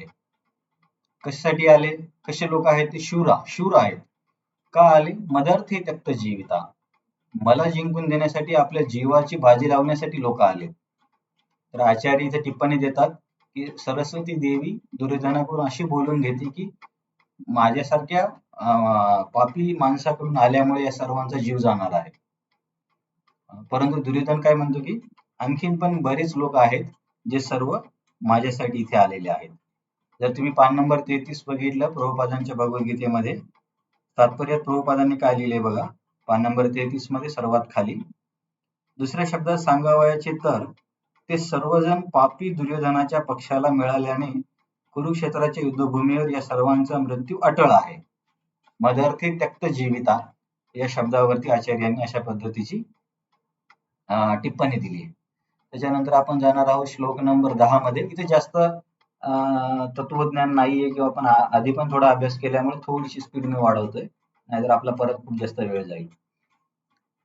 तर श्लोक नंबर 10 मध्ये दुर्योधन काय म्हणते द्रोणाचार्यांना, अपर्याप्तम तदस्माकम बलम भीष्माभिरक्षितम, पर्याप्तम तू इद मेतेशाम बलम भीमाभिरक्षितम, की आपलं जे बळ आहे ते अपर्याप्तम आहे. अपर्याप्तमचे दोन अर्थ केले जाऊ शकतात, म्हणजे खूप जास्त आहे. आणि काही आचार्य म्हणतात की सरस्वती देवीने त्याच्याकडून असं बोलून घेतलं की अपर्याप्त म्हणजे कमी पण आहे. पण त्याला बोलायचं काय होतं की भीष्म जो आहे तो युद्धामध्ये खूप पटाईत आहे आणि खूप कुशल योद्धा आहे. त्याच्यामुळे आपलं बल खूप जास्त आहे आणि त्यांच्या साईडनं कोण आहे? भीम आहे. तर हा भीमाचा खूप मत्सर करायचा. त्याच्यामुळे नेहमी नेहमी भीमाचं नाव घेतोय. आणि भीमाला एवढं काही युद्ध येत नाही किंवा भीम जास्त हुशार नाही, बुद्धिमान नाहीये, असं त्याला म्हणायचंय. आणि त्याच्यामुळे त्यांच्या साईड त्यांचा काही विजय होणार नाहीये. असा दुर्योधनाला द्रोणाचार्यांना सांगून द्यायचं. परंतु इथे आपण बघू शकतो की तसं जर तुलना केली तर कौरवांच्या साईडने 11 अक्षययोनी सेना होती आणि पांडवांच्या साईडने केवळ 7 अक्षययोनी सेना होती. कौरवांच्या साईडने द्रोणाचार्य, भीष्म असे महान महान योद्धे होते. भीष्माला तर मृत्यूचं वरदान होतं. तर इच्छा मृत्यूचं वरदान त्यांना त्यांच्या वडिलांनी दिलं होतं. त्यांच्या वडिलांना जेव्हा दुसरा विवाह करायचा होता, त्यांच्या वडिलांचं नाव काय आहे? राजा शंतनू. हा, शंतनू महाराजांना जेव्हा दुसरा विवाह करायचा होता, तेव्हा दुर्योधन नाही, भीष्म जे आहेत ते आपल्या आयुष्याचा त्याग करतात, की ठीक आहे वडिलांसाठी मी हे नाही करणार, की विवाह नाही करणार. मग नंतर परत ते त्या तिचं नाव काय असतं? सत्यवती. सत्यवती सत्यवतीचे वडील म्हणतात की नाही, मग तुझी समोर जर मुलं जन्माला आली तर त्या मुलांचा अधिकार होईल. तर भीष्म बघा एवढी मोठी प्रतिज्ञा घेतो की ठीक आहे, मी माझ्या वडिलांसाठी आजीवन ब्रह्मचारी राहील. तर एवढी मोठी शपथ घेतल्यामुळे आणि हे खूप कठीण काम आहे क्षत्रियांसाठी, राजमहलामध्ये राहून ब्रह्मचारी राहणे. त्याच्यामुळे त्यांना भीष्म हे नाव भेटलं होतं. नाहीतर त्यांचं तसं दुसरं नाव हे आहे, देवव्रत. देवव्रत. तर ही खूप मोठी प्रतिज्ञा घेतल्यामुळे त्यांना भीष्म हे नाव भेटलं. तर पण आपण इथे बघू शकतो की सगळ्या दृष्टिकोनातून जर बघितलं, भौतिक दृष्टिकोनातून जर आपण तुलना केली दोन्ही सैन्याची, तर पांडवांचे जिंकण्याचे काही चान्सेस नव्हते. कौरवांच्या साईडने सैन्य पण अधिक होतं आणि लढणारी लोक पण खूप शक्तिशाली होते. परंतु फक्त एकच गोष्ट पांडवांच्या फेवर मध्ये होती, ती म्हणजे भगवंत. त्याच्यामुळे आपण बघू शकतो की आपल्या आयुष्यामध्ये पण कधी कधी आपल्याला असं वाटतं की अधार्मिक व्यक्तीकडे खूप जास्त संपत्ती आहे किंवा त्यांचे कॉन्टॅक्ट खूप जास्त आहेत. परंतु या महाभारताच्या युद्धावरून आपल्याला एक गोष्ट लक्षात यायला पाहिजे की केवळ भौतिक साधन सामुग्री किंवा बळ अधिक असून विजय होतो असं नाही. विजय नेहमी सत्याचा होतो. कधी कधी वेळ लागतो असं नाही की लगेचच्या लगेच विजय होईल. असं असं वाटेल की अरे आपण वाईट लोकांचाच विजय होतोय, चांगल्या लोकांची हार होते, असं काही काळासाठी वाटू शकतं. परंतु जर आपण धर्माच्या दृष्टिकोनातून किंवा शाश्वत जर विचार केला तर नेहमी धर्माचाच विजय होतो. जसं की तुम्ही 18व्या अध्यायामध्ये परत श्लोक येईल जिथे संजय बोलणार. तो काय श्लोक बोलतो? यत्र पार्थो धनुर्धर तत्र श्रेयो विजयो भूतीर ध्रुवा नीतीर मतिर्मम. जिथे कृष्ण आहे आणि जिथे अर्जुन आहे त्यांचाच विजय होणार आहे. तर याच्यावरून एक गोष्ट लक्षात ठेवण्यासारखी आहे की विजय नेहमी सत्याचा म्हणण्यापेक्षा विजय नेहमी धार्मिक पद्धतीने वागणाऱ्या लोकांचाच होतो. काही वेळासाठी असं वाटू शकतं की धर्माने जगणारे लोकांचे तर आयुष्य खूप कठीण आहे किंवा त्यांना आर्थिक दृष्ट्या म्हणा किंवा सामाजिक दृष्ट्या संकटांना सामोरं जावं लागतंय. परंतु या उदाहरणावरून आपण पूर्ण विश्वास ठेवला पाहिजे की विजय नेहमी धार्मिक लोकांचाच होणार आहे. आणि हा आपण काही वेळासाठी मर्यादित विचार नाही ठेवला पाहिजे. पुनर्जन्म किंवा जन्मजन्मांतरीचा जर विचार केला तर नेहमी चांगल्या पद्धतीने वागणाऱ्या लोकांचाच विजय होतो. तर याचं आणखीन एक उदाहरण दिलं जातं की समुद्र मंथनाचं. तर समुद्र मंथनाच्या वेळेस देवता आणि राक्षस हे मंथन करण्यासाठी दोन साईडनं होते. तर दोन्ही एकाच ठिकाणी होते, एकच वेळ होती, दोघांकडे बल होतं. हे सगळं असून सुद्धा देवतांना अमृत मिळालं आणि राक्षसांना अमृत नाही मिळालं. तर तिथे शिवदेव गोस्वामी सांगतात असं का झालं? कारण देवतांनी भगवंतांची शरण घेतली होती, परंतु राक्षसांनी भगवंतांची शरण नाही घेतली. तर अशा उदाहरणावरून आपल्याला मनोमनी विश्वास असला पाहिजे की आज मी धार्मिक पद्धतीने जीवन जगतोय किंवा सत्याने जीवन जगतोय, मला संकट आयुष्यामध्ये येतात, परंतु या उदाहरणावरून पूर्ण विश्वास असला पाहिजे की नाही, विजय नेहमी चांगल्याचाच होणार आहे. कारण समाजामध्ये जेव्हा आपण जगतो तेव्हा बरेचदा लोक काय म्हणतात, अरे चांगलं वागून काय फायदा आहे, हे लोक तर एवढ्या चोरी वगैरे करतात किंवा भ्रष्टाचार करतात, त्यांचं जीवन किती चांगलं आहे, त्यांच्याकडे जास्त संपत्ती आहे, जास्त प्रसिद्धी आहे, ऐशोआरामामध्ये जगतात आणि आम्ही नेहमी धार्मिक पद्धतीने जीवन जगलो, आमच्याकडे तर 2 वेळेचं जेवण पण मिळायला कठीण आहे. एवढी तर वाईट परिस्थिती नाही होणार, तरी पण असं वाटू शकतं. आणि परंतु जर आपण मग अशा वेळी थोडं आपलं मन समजा कमकुवत झालं, की नको या धार्मिक पद्धतीने वागून काही फायदा नाही, आपण पण त्यांच्यासारखंच वागावं. तर तशा वेळी असा विचार जेव्हा येतो, तेव्हा आपण अशा उदाहरणांची आठवण केली पाहिजे, की शास्त्र काय सांगतं, की काय काय उदाहरणं घडून गेली, की विजय नेहमी कोणाचा झालेला आहे. आधीच्या उदाहरणावरून मग आपल्याला आयुष्यामध्ये चांगले निर्णय घेण्यासाठी मदत होऊ शकते. नाहीतर वर करता जर बघितलं तर कलियुगामध्ये नेहमी अशाच लोकांची भरभराट होणार आहे. परंतु याचा अर्थ असा नाही की आपण चांगल्या सत्याचा किंवा धर्माचा त्याग करून अधार्मिक पद्धतीने जीवन जगावं. हे आपल्याला इथून एक शिकवणूक घेण्यासारखं आहे या महाभारताच्या युद्धावरून. तर श्लोक नंबर 10च्या तात्पर्यामध्ये प्रभुपाद काय सांगतात, दुर्योधन भीमाचा नेहमीच मत्सर करीत असे, कारण तो पूर्णपणे जाणून होता की जर त्याचा मृत्यू होणारच असेल तर तो भीमाकडून होईल, म्हणून तो भीमासोबत तुलना करतो इथे. तर हे सत्याच्या मार्गावर जीवन जगणे किंवा सत्याचा नेहमी विजय होतो, याच्याबद्दल कुणाला काही प्रश्न आहे?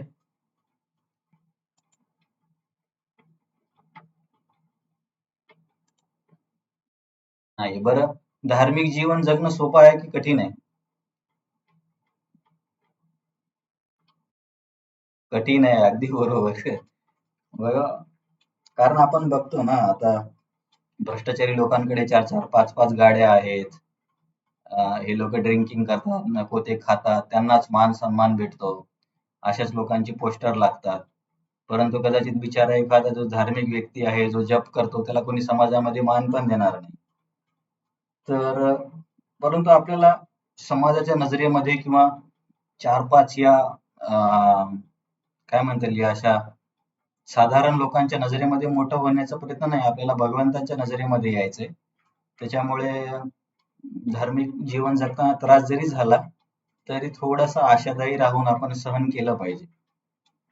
कारण फक्त याच्यामध्ये प्रॉब्लेम काय होतो की आपल्याला चटकी फट फळाची सवय झालेली आहे. जसे की आधुनिक काळामध्ये बटन दाबले की गोष्टी होतात, तसं होत नाही आयुष्यामध्ये. जीवन जगताना गोष्टीला वेळ लागतो.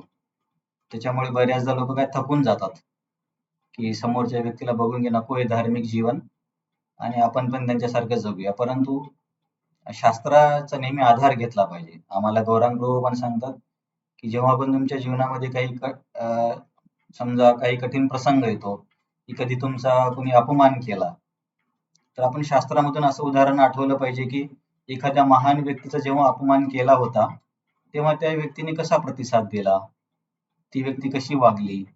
जसे की काही चूक नसताना सुद्धा अमरीश महाराजांना मारण्याचा प्रयत्न दुर्वास मुनींनी केला, तर अमरीश महाराजांनी त्यांचं मोठं चरित्र कसं दाखवलं आणि नंतर कोणाची वाहवा झाली.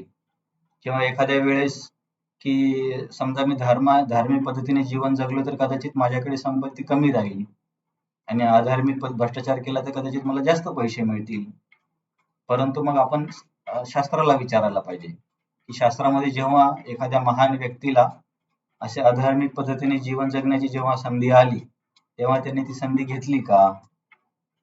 जेव्हा असे आपण महान लोकांचं जीवनाचं आदर्श घेऊ, तेव्हा आपल्याला थोडंसं सांत्वना मिळू शकते. कारण सध्याची वेळ ही धर्माच्या विरुद्ध आहे. त्याच्यामुळे नक्कीच चांगले जीवन जगायला त्रास होणार आहे.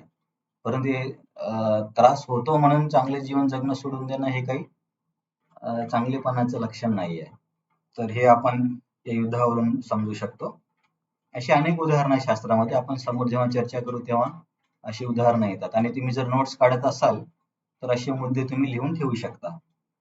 नंतर श्लोक नंबर 11 मध्ये अयनेषु च सर्वेषु यथाभागम अवस्थिता भीष्मम एवाभिरक्षन्तु भवन्त सर्व एवहि. तर श्लोक नंबर 10 मध्ये त्याने काय केले की भीष्माची खूप स्तुती केली की माझ्याकडे भीष्म आहे आणि तो त्यांच्या साईडने तो भीम आहे, भीमाला काही जास्त बुद्धी नाहीये, तर मी जिंकणार. मग त्याला हा माणूस आपण जसं म्हटलं की ज्याच्या चोराच्या मनात चांदणं, की याला परत काय वाटलं की अरे मी भीष्माची एवढी स्तुती केली तर बाकी लोक काय म्हणतील, मग आम्हाला कशाला बोलवलं तू, भीष्मालाच युद्ध करायला लाव, आम्ही जातो घरी. मग असं बाकीच्या लोकांना वाटू नये. म्हणजे याला किती कसरत करावी लागते बघा. जो व्यक्ती असत्याने जीवन जगतो आणि त्याला खूप, जसं की आमच्याकडे लहानपणी आम्हाला शाळेत शिक्षक सांगायचे की एक खोटं लपवण्यासाठी 100 खोटं बोलावं लागतं. आणि असं तुम्ही आयुष्यामध्ये अनुभव घेतला असेल की बरेचदा खोटं लपवण्यासाठी खूप बरेच खोटे बोलावे लागतात. की का शाळेत नाही आला, जर खरं खरं सांगितलं तर ठीक आहे, तो जर बोलला आजारी पडलं, मग कुठला आजार झाला, आजाराचं खोटं नाव सांगावं लागेल, कुठल्या डॉक्टरकडे गेलो, डॉक्टरचं नाव खोटं सांगावं लागेल, खोटं प्रमाणपत्र आणावं लागेल. तसं एक खोटं लपवण्यासाठी खूप खोटे बोलावं लागतं. तशी या दुर्योधनाला खूप कसरत करावी लागते. तर या श्लोकामध्ये तो काय म्हणतोय की नाही नाही नाही, असं नाही, तुम्ही असं समजून घेऊ नका की केवळ भीष्मामुळेच युद्ध मी जिंकेल, मला तुमची पण गरज आहे. तर तुम्ही काय करा, भीष्म जेव्हा युद्धामध्ये मग्न झालेला असतील तेव्हा तुम्ही आपापल्या ठिकाणावरती व्यवस्थित राहा. कारण नाहीतर काय होईल की शत्रूचं सैन्य आपल्यावरती आक्रमण करेल आणि भीष्मांचे सर्वत्र लक्ष नसल्यामुळे आपला पराजय होईल. त्याच्यामुळे तुमची पण मला खूप गरज आहे आणि तुम्ही आपापल्या ठिकाणी व्यवस्थित उभे राहून भीष्माचं संरक्षण करा. असं दुर्योधनाला इथं बोलावं लागतंय. तर जर पान नंबर 34 वरती मी बघितलं तात्पर्यामध्ये, इथे प्रभुपादांनी काय लिहिलंय, भीष्मांच्या पराक्रमाची स्तुती केल्यानंतर दुर्योधनाला वाटले की इतर योद्ध्यांना आपण कमी महत्व दिले आहे असे वाटू नये, म्हणून त्याने नेहमीच्या आपल्या मुत्सद्देगिरीला अनुसरून वरील शब्दांनी परिस्थितीला जुळवून घेण्याचा प्रयत्न केला. की त्यांना जास्त महत्व दिलं तर मग आम्हाला कमी समजतो का, असं वाटू नये म्हणून त्याला अशी कसरत करावी लागते. नंतर पान नंबर 35 या पान नंबर 35 वरती आपण पूर्वपदांच्या तात्पर्यामध्ये काही ओळी वाचूयात. युद्धामध्ये भीष्म, देव आणि द्रोणाचार्य यांच्या पूर्ण पाठिंब्याची त्याला खात्री होती, कारण ज्यावेळी मोठ्या मोठ्या सेनापतींच्या सभेत द्रौपदीचे वस्त्रहरण केले जात होते त्यावेळी तिने या दोघांकडे न्याययाचना केली होती, पण ते एक चकार शब्दही काढू शकले नव्हते. हे दुर्योधन निश्चित जाणून होता. तर इथून पण काही आपल्याला गोष्टी शिकायला मिळतात. जेव्हा द्रौपदीवरती इतक्या चुकीच्या गोष्टी घडत होत्या तेव्हा द्रौपदींनी या मोठ्या लोकांना विचारलं की हे बाकीचे तर मूर्ख आहेत, ठीक आहे, पण तुम्ही तरी श्रेष्ठ आहात, तुम्ही बरेच दिवस बघितले, तुम्हाला धर्म काय अधर्म काय माहिती आहे, तर तुम्ही सांगा की असं माझ्यासोबत करणं बरोबर आहे का. तर त्यावेळेस द्रोणाचार्यांनी आणि भीष्मांनी बरोबर उत्तर दिलं नाही. तर त्याची बरीच कारणं सांगतात आचार्य. एक कारण असं म्हणतात की वाईट लोकांची संगत केल्यामुळे व्यक्ती अचूक निर्णय घेण्यास कधी कधी चुकतो, किंवा वाईट लोकांचं अन्न खाल्ल्यामुळे व्यक्तीची मती भ्रष्ट होते. आणि आणखीन एक कारण असं दिलं जातं की भगवंतांना हे दाखवून द्यायचं होतं की जर तुम्ही अधर्माची साईड घेतली आणि भक्तांवरती जर अन्याय करण्यास मदत केली तर तुम्हाला इच्छामृत्यूचं वरदान जरी असेल तरी सुद्धा तुम्ही जगू नाही शकणार. जसं की आपल्याला माहिती आहे की भीष्मदेव हे यांना इच्छामृत्यूचं वरदान होतं, परंतु द्रौपदी बद्दल झालेला हा वैष्णव अपराध असल्यामुळे भीष्मदेव वाचू नाही शकले, एवढे मोठे महान योद्धे असून सुद्धा. तर इथे हे शिकायला भेटतं की जरी आपल्याला एखादा समजा नवीन भक्त आहे, 2 माळा जप करतोय, तर अशा भक्ताचा पण आपण अपमान केला नाही पाहिजे किंवा त्याला कमी नाही दाखवलं पाहिजे किंवा त्याच्याशी चांगल्या पद्धतीने वागलं पाहिजे, थोडक्यात सांगायचं. कारण की भगवंतांना सर्व काही सहन होतं, परंतु भक्तांचा अपराध सहन होत नाही. तर याची काही आचार्य कसं तुलना करतात की जेव्हा एखादा व्यक्ती उन्हामध्ये चालतो तेव्हा तो व्यक्ती आपल्या डोक्यावर पडणारं ऊन सहन करू शकतो, परंतु पायाखालची गरम रेती सहन नाही करू शकत. तर भक्त जे आहे त्यांनी भगवंतांच्या चरणाची आश्रय घेतलेला असतो, त्याच्यामुळे भगवंत कधीच भक्तांना केलेला अपराध सहन नाही करू शकत. तर काही आचार्यांनी अशी पण टिप्पणी दिली आहे की हे सिद्ध करण्यासाठी की भीष्मांनी आणि द्रोणाचार्यांनी तिथे द्रौपदीला मदत केली नाही, म्हणून तुम्ही किती जरी महान असले तरी तुमचा पराभव होणारच आहे, हे सुद्धा भगवंतांनी या युद्धामधून दाखवून दिलं. तिथून आपल्यासाठी शिकण्यासाठी काय आहे की आपण जरी किती छोटे जरी भक्त असलो तरी भगवंत आपले नक्कीच रक्षण करतील, याच्यावरती आपला विश्वास असला पाहिजे. परंतु याचा अर्थ असा होत नाही की आपल्याला ताप आला की आपण लगेच म्हणणार की अरे माझं तर भगवंतांनी रक्षण केलं, असं नाही. म्हणजे शाश्वत दृष्ट्या म्हणजे दररोजच्या एका छोट्या छोट्या उदाहरणामध्ये जर असं विचार करत बसला तर मग कठीण होईल. आणि दुसरी गोष्ट की आपण वैष्णवांसोबत वागताना कधी वैष्णवांचा अपमान केला नाही पाहिजे किंवा वैष्णवांची सेवा केली पाहिजे, कारण वैष्णव हे भगवंतांना खूप प्रिय आहेत, हे या उदाहरणावरून आपल्याला बघायला मिळतं. नंतर श्लोक नंबर 12 मध्ये काय आहे की भीष्मदेव बघतात की हा खूप जास्त बोलतोय. 9 वाजले, आता आपण थांबावं की काय करावं?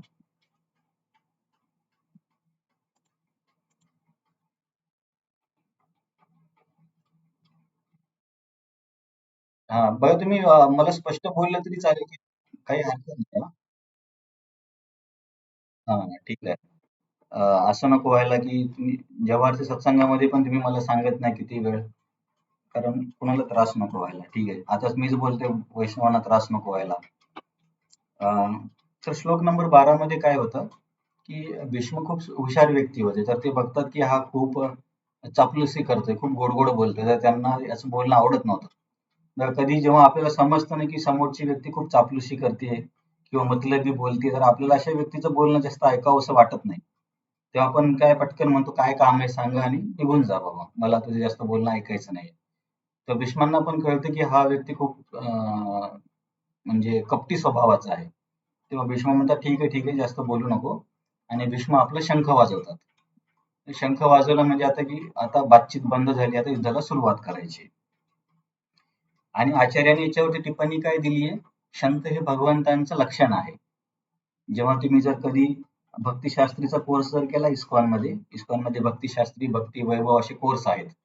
तर भक्तिशास्त्रीमध्ये भगवद्गीता, उपदेशामृत, भक्तिरसामृत सिंधू आणि ईशोपनिषद हे 4 पुस्तकाचा अभ्यास केला जातो.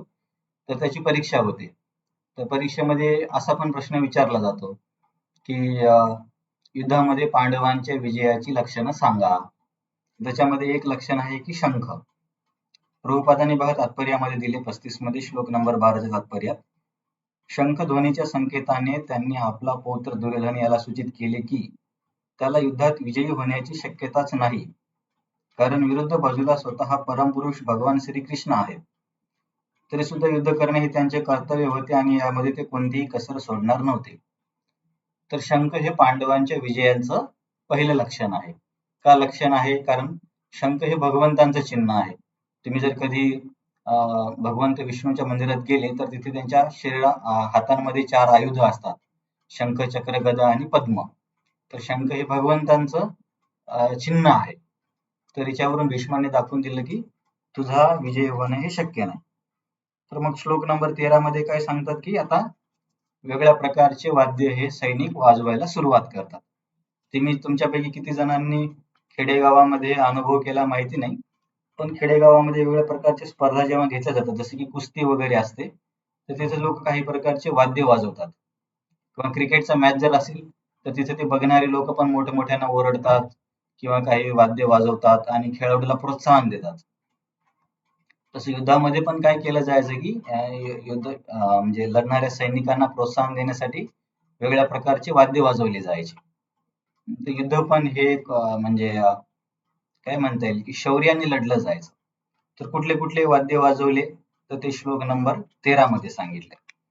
आता श्लोक नंबर 14 मध्ये पहिल्यांदा भगवंतांचं दर्शन होते बघा आपल्याला. गीतेमध्ये पहिल्यांदा भगवंत इथे येतात श्लोक नंबर 14 मध्ये. तर कसं वर्णन आहे भगवंतांचं? तथा श्वेते हयेर्युक्ते महती संदने स्थितो माधवः पांडवश्चैव दिवो शंखो प्रथमतु. तर श्वेत म्हणजे पांढरे, पांढऱ्या रंगाच्या घोड्याने सुसज्ज असा जो रथ आहे, तर हे पण पांडवांच्या विजयाचे एक लक्षण आहे. कारण की हा रथ जो आहे तो अग्निदेवाने अर्जुनाला दिला होता. तर याच्या मागची स्टोरी पण खूप मोठी आहे. जेव्हा अग्निदेवाला खांडव वानप्रस्थाचं जो वन आहे भक्षण करायचं होतं, तर ते भक्षण करण्यासाठी अर्जुन आणि भगवंतांनी अग्निदेवाला मदत केली. तर एक कृतज्ञता म्हणून अग्निदेवांनी अर्जुनाला रथ हा गिफ्ट केला होता. तर या पांढऱ्या रंगाच्या घोड्यांचा जो हा रथ आहे, त्या रथामध्ये कोण कोण बसले? माधव पांडवाश्चैव. माधव म्हणजे भगवंत. तर इथे आपण समोर बघणारच आहोत. या शब्दांचे अर्थ पण आपल्याला बघायला मिळतील. भगवंताच्या विविध नावाचे, जसे आपले पण नाव समजा कोणी ठेवतात. समजा आता कृपाचं नाव आहे कृपा. तर कृपा या शब्दाचा अर्थ काय होतो?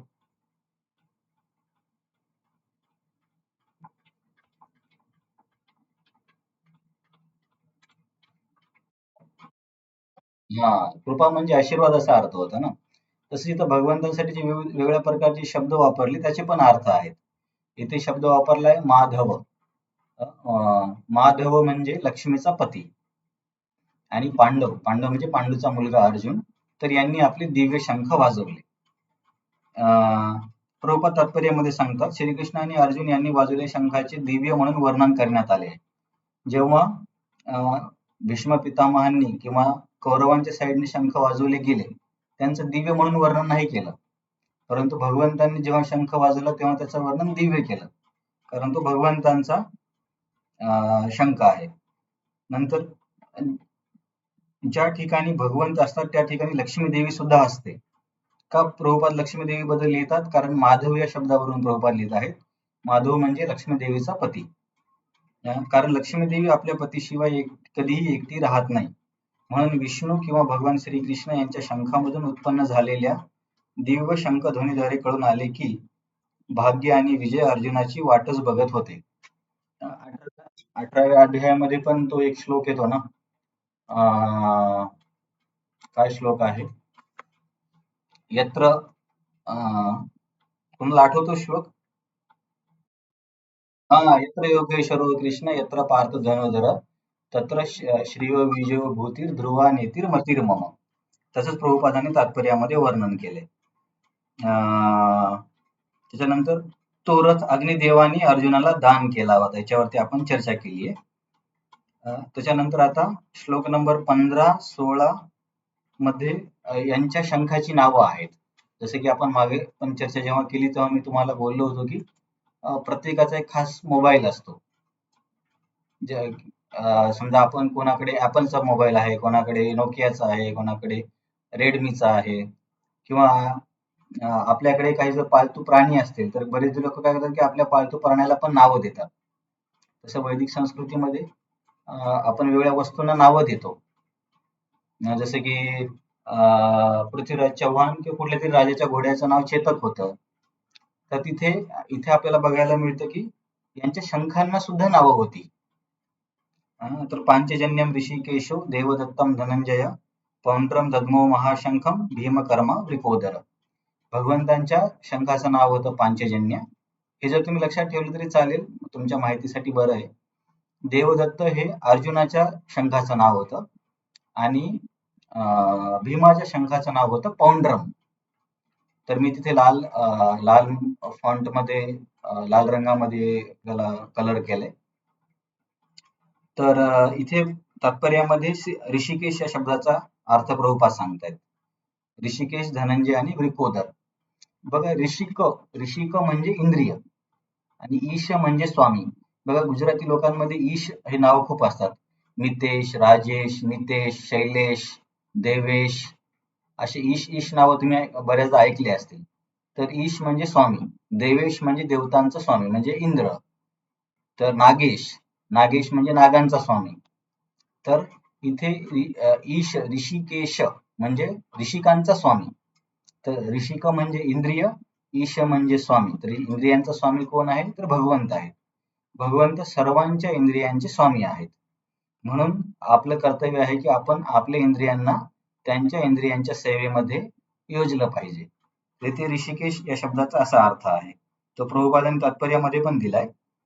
नंतर प्रभुपादांनी इतर नावांचे पण काही अर्थ सांगितले तात्पर्यामध्ये. पान नंबर 37 वरती मधुसूदन हे नाव का पडलं? कारण भगवंतांनी मधु नावाच्या दैत्याचा वध केला होता. तर इथे मला ही गोष्ट सांगायची आहे की बऱ्याचदा लोकांना काय वाटतं की इस्कॉन मध्ये कृष्ण कृष्ण कृष्णच म्हणतात हे लोक आणि भगवंतांचं इतर रूपांचं काही सांगत नाहीत. परंतु असं नाहीये बघा, विष्णू, कृष्ण, विठ्ठल, राम, पांडुरंग, जगन्नाथ हे सगळे एकच आहेत. आता बघा, आता विठ्ठलाची पत्नी कोण आहे?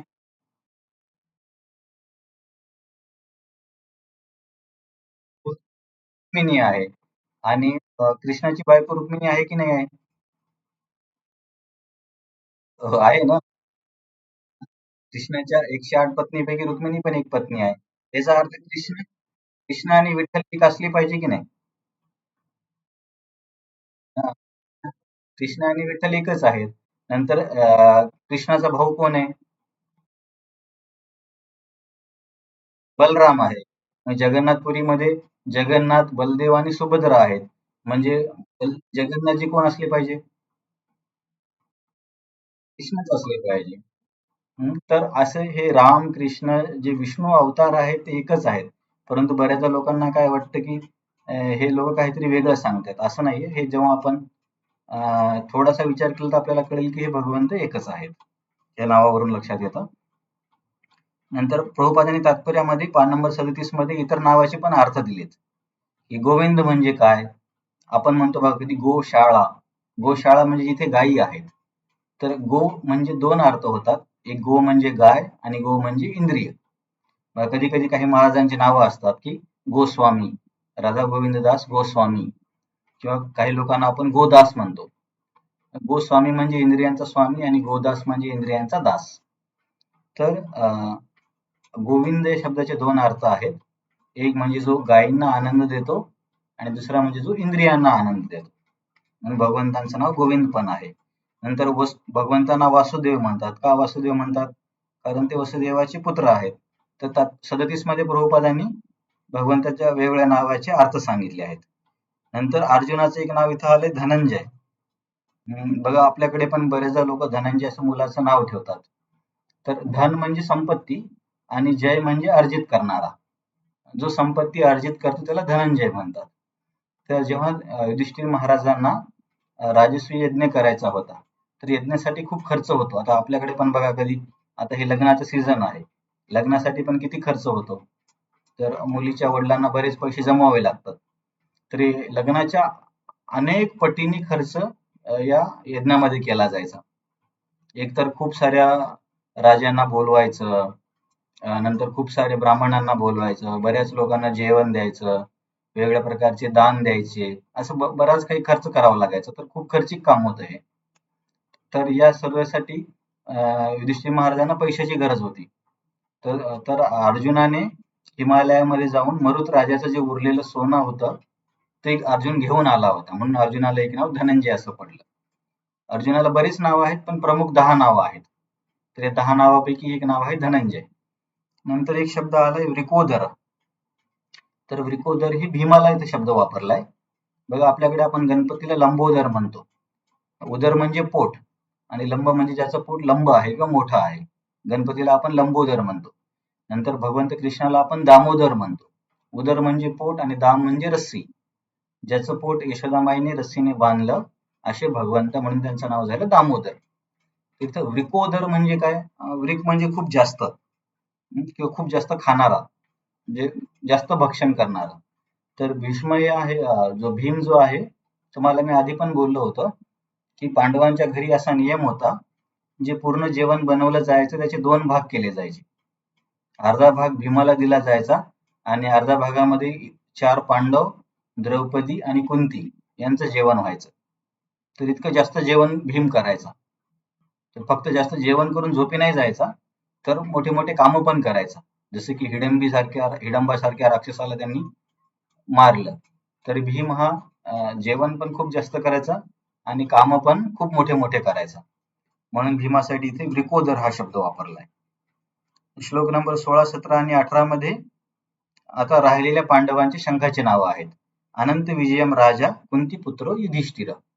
कुंतीचा जो पुत्र युधिष्ठिर महाराज आहे त्यांच्या शंखाचं नाव आहे अनंत विजय. जर तुम्ही नोंद करत असली तर तुम्हाला नंतर सोपं होईल. नंतर दोन कोण उरले, नकुल आणि सहदेव. नकुल आणि सहदेवाच्या शंखाचं नाव होतं सुघोष आणि मणिपुष्पक, हे त्यांच्या शंखाची नावं होते. आणि इतर जे समोरचे जे श्लोक आहेत, श्लोक नंबर 17-18 याच्यामध्ये इतर सेनापतींनी म्हणण्यापेक्षा इतर योद्ध्यांनी शंख वाजवले, त्यांच्या शंखाची नावं नाही सांगितली. तर कोण कोण होती इतर लोक? शिखंडी, विराट, सात्यकी या सगळ्यांनी आपापले शंख वाजवले. त्याच्यामध्ये शिखंडी पण एक टिपिकल कॅरेक्टर आहे. शिखंडी मागच्या जन्मामध्ये स्त्री होती, अंबा म्हणून. अंबा, अंबिका, अंबालिका त्या तिघींना भीष्म जे आहेत ते जबरदस्तीने घेऊन येतात आणि आपल्या भावासोबत त्यांचा विवाह करून देतात. तर तेव्हा हे अंबाला आवडत नाही, कारण अंबाचं दुसऱ्या एका राजावरती प्रेम असतं. तेव्हा ती अंबा तिथून निघून जाते, परंतु तो राजा पण तिला स्वीकारत नाही. तो राजा म्हणतो की तू दुसऱ्याकडे काही दिवस जाऊन आलीस तेव्हा मी तुझा स्वीकार करणार नाही. तेव्हा अंबाला भीष्माचा खूप राग येतो की भीष्मामुळे माझं आयुष्य उद्ध्वस्त झालं. तेव्हा मग अंबा खूप दुःखी होते आणि मोठी स्टोरी आहे, परशुरामाकडे जाते. तर परशुराम म्हणते की ठीक आहे, तुला काय पाहिजे? तर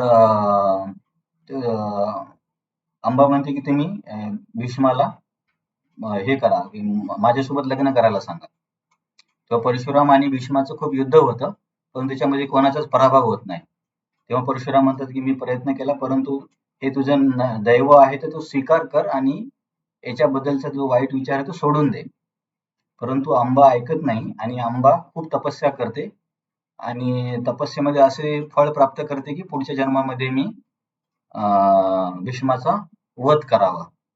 तर पुढच्या जन्मामध्ये ती एका राजाच्या घरी मुलगी म्हणून जन्माला येते, परंतु नंतर खूप मोठी स्टोरी आहे. गंधर्वाच्या आशीर्वादाने ती मुलीचा मुलगा होते. तर शिखंडीची थोडक्यात स्टोरी आहे आणि शेवटी शिखंडीच भीष्माच्या पराभवाचं कारण ठरते. तर इथे मी थोडीशी एक स्लाइड बनवली आहे, 6 जणांची शंखाची नावं. हे तुम्ही जर फक्त तुमच्या हा पण प्रश्न कधी कधी याच्यामध्ये विचारला जातो आपल्या भक्तिशास्त्रीच्या परीक्षेमध्ये. श्लोक नंबर 19 मध्ये आपण बघूया. सघोषो धाष्ट राष्ट्राणां हृदयानि व्यधारयत नभश्च पृथ्वीं चैव तुमिलो अभ्युनादयन. की जेव्हा पांडवांच्या साईडने सर्व योद्ध्यांनी आपापले शंख वाजवले किंवा धृतराष्ट्राच्या साईडने किंवा कौरवांच्या साईडने जे सैन्य होते त्यांच्या हृदयाचा थरकाप उडाला. परंतु पांडवांच्या साईडने असं झालेलं आपल्याला असं ऐकायला मिळत नाही. कारण चोर की दाढी में तिनका म्हणतात ना, कारण यांचा विजय होणार होता आणि ते अधार्मिक लोक होते, त्याच्यामुळे त्यांना या शंखाच्या आवाजाने भीती वाटली. तर प्रभुपाद पण इथे तात्पर्यामध्ये लिहितात पान नंबर 38 वरती, याचे कारण म्हणजे पांडव आणि त्यांचा भगवान श्रीकृष्णावरील दृढ विश्वास होय. जो भगवंतांचा आश्रय घेतो तो महाभयानक आपत्तीमध्येही भयभीत होत नाही. तर हे वाक्य आपल्याला वर वाचता खूप सोपं वाटतं, पण जेव्हा आपल्याला आयुष्यामध्ये अशा वाक्यावर जगायचं असतं तेव्हा कधी कधी खूप कठीण होतं. बघा, जेव्हा आपलं आरोग्य चांगले आहे, सर्वांसोबत संबंध चांगले आहेत, आर्थिक परिस्थिती चांगली आहे, तेव्हा भक्ती करायला काही कठीण वाटत नाही. पण जेव्हा आरोग्य खूप खराब होतं किंवा आर्थिक संकट येतात तेव्हा व्यक्ती काय म्हणतो की देव माझ्यासोबत असा का करतोय, आणि अशा वेळेस बरेचदा लोक भक्ती सोडून जातात, असं बघायला मिळाले. परंतु असा विचार करू नका की तुम्ही भक्तीमध्ये आले म्हणजे तुमच्या आयुष्यामध्ये काही संकट येणार नाहीत. संकट सर्वांच्याच आयुष्यामध्ये येणार आहेत आणि आपल्याला जर संकट जर नाही आले तर मग आपली परीक्षा कशी होणार? समजा जर असं असतं की भक्ती केली की काय सगळ्यात चांगल्या गोष्टी होतात तर सगळेच लोक भक्त झाले असते, मग भक्तांची आणि अभक्तांची पारख कशी होईल? तर हे वाक्य खूप महत्वाचं आहे. जो भगवंतांचा आश्रय घेतो तो महाभयानक आपत्तीमध्येही भयभीत होत नाही. तर भयानक नाही तर महाभयानक म्हणतात प्रभुपाद. पांडवांसारखी तर आपत्ती आपल्या आयुष्यामध्ये आली नाहीये. बघा, द्रौपदीला बिचारीला लाखो लोकांच्या समोर तिचे कपडे काढत होते लोक. पांडवांना जंगलामध्ये राहावं लागलं, अर्जुनाला नपुंसक व्हावं लागलं, किती त्रास सहन करावा लागला.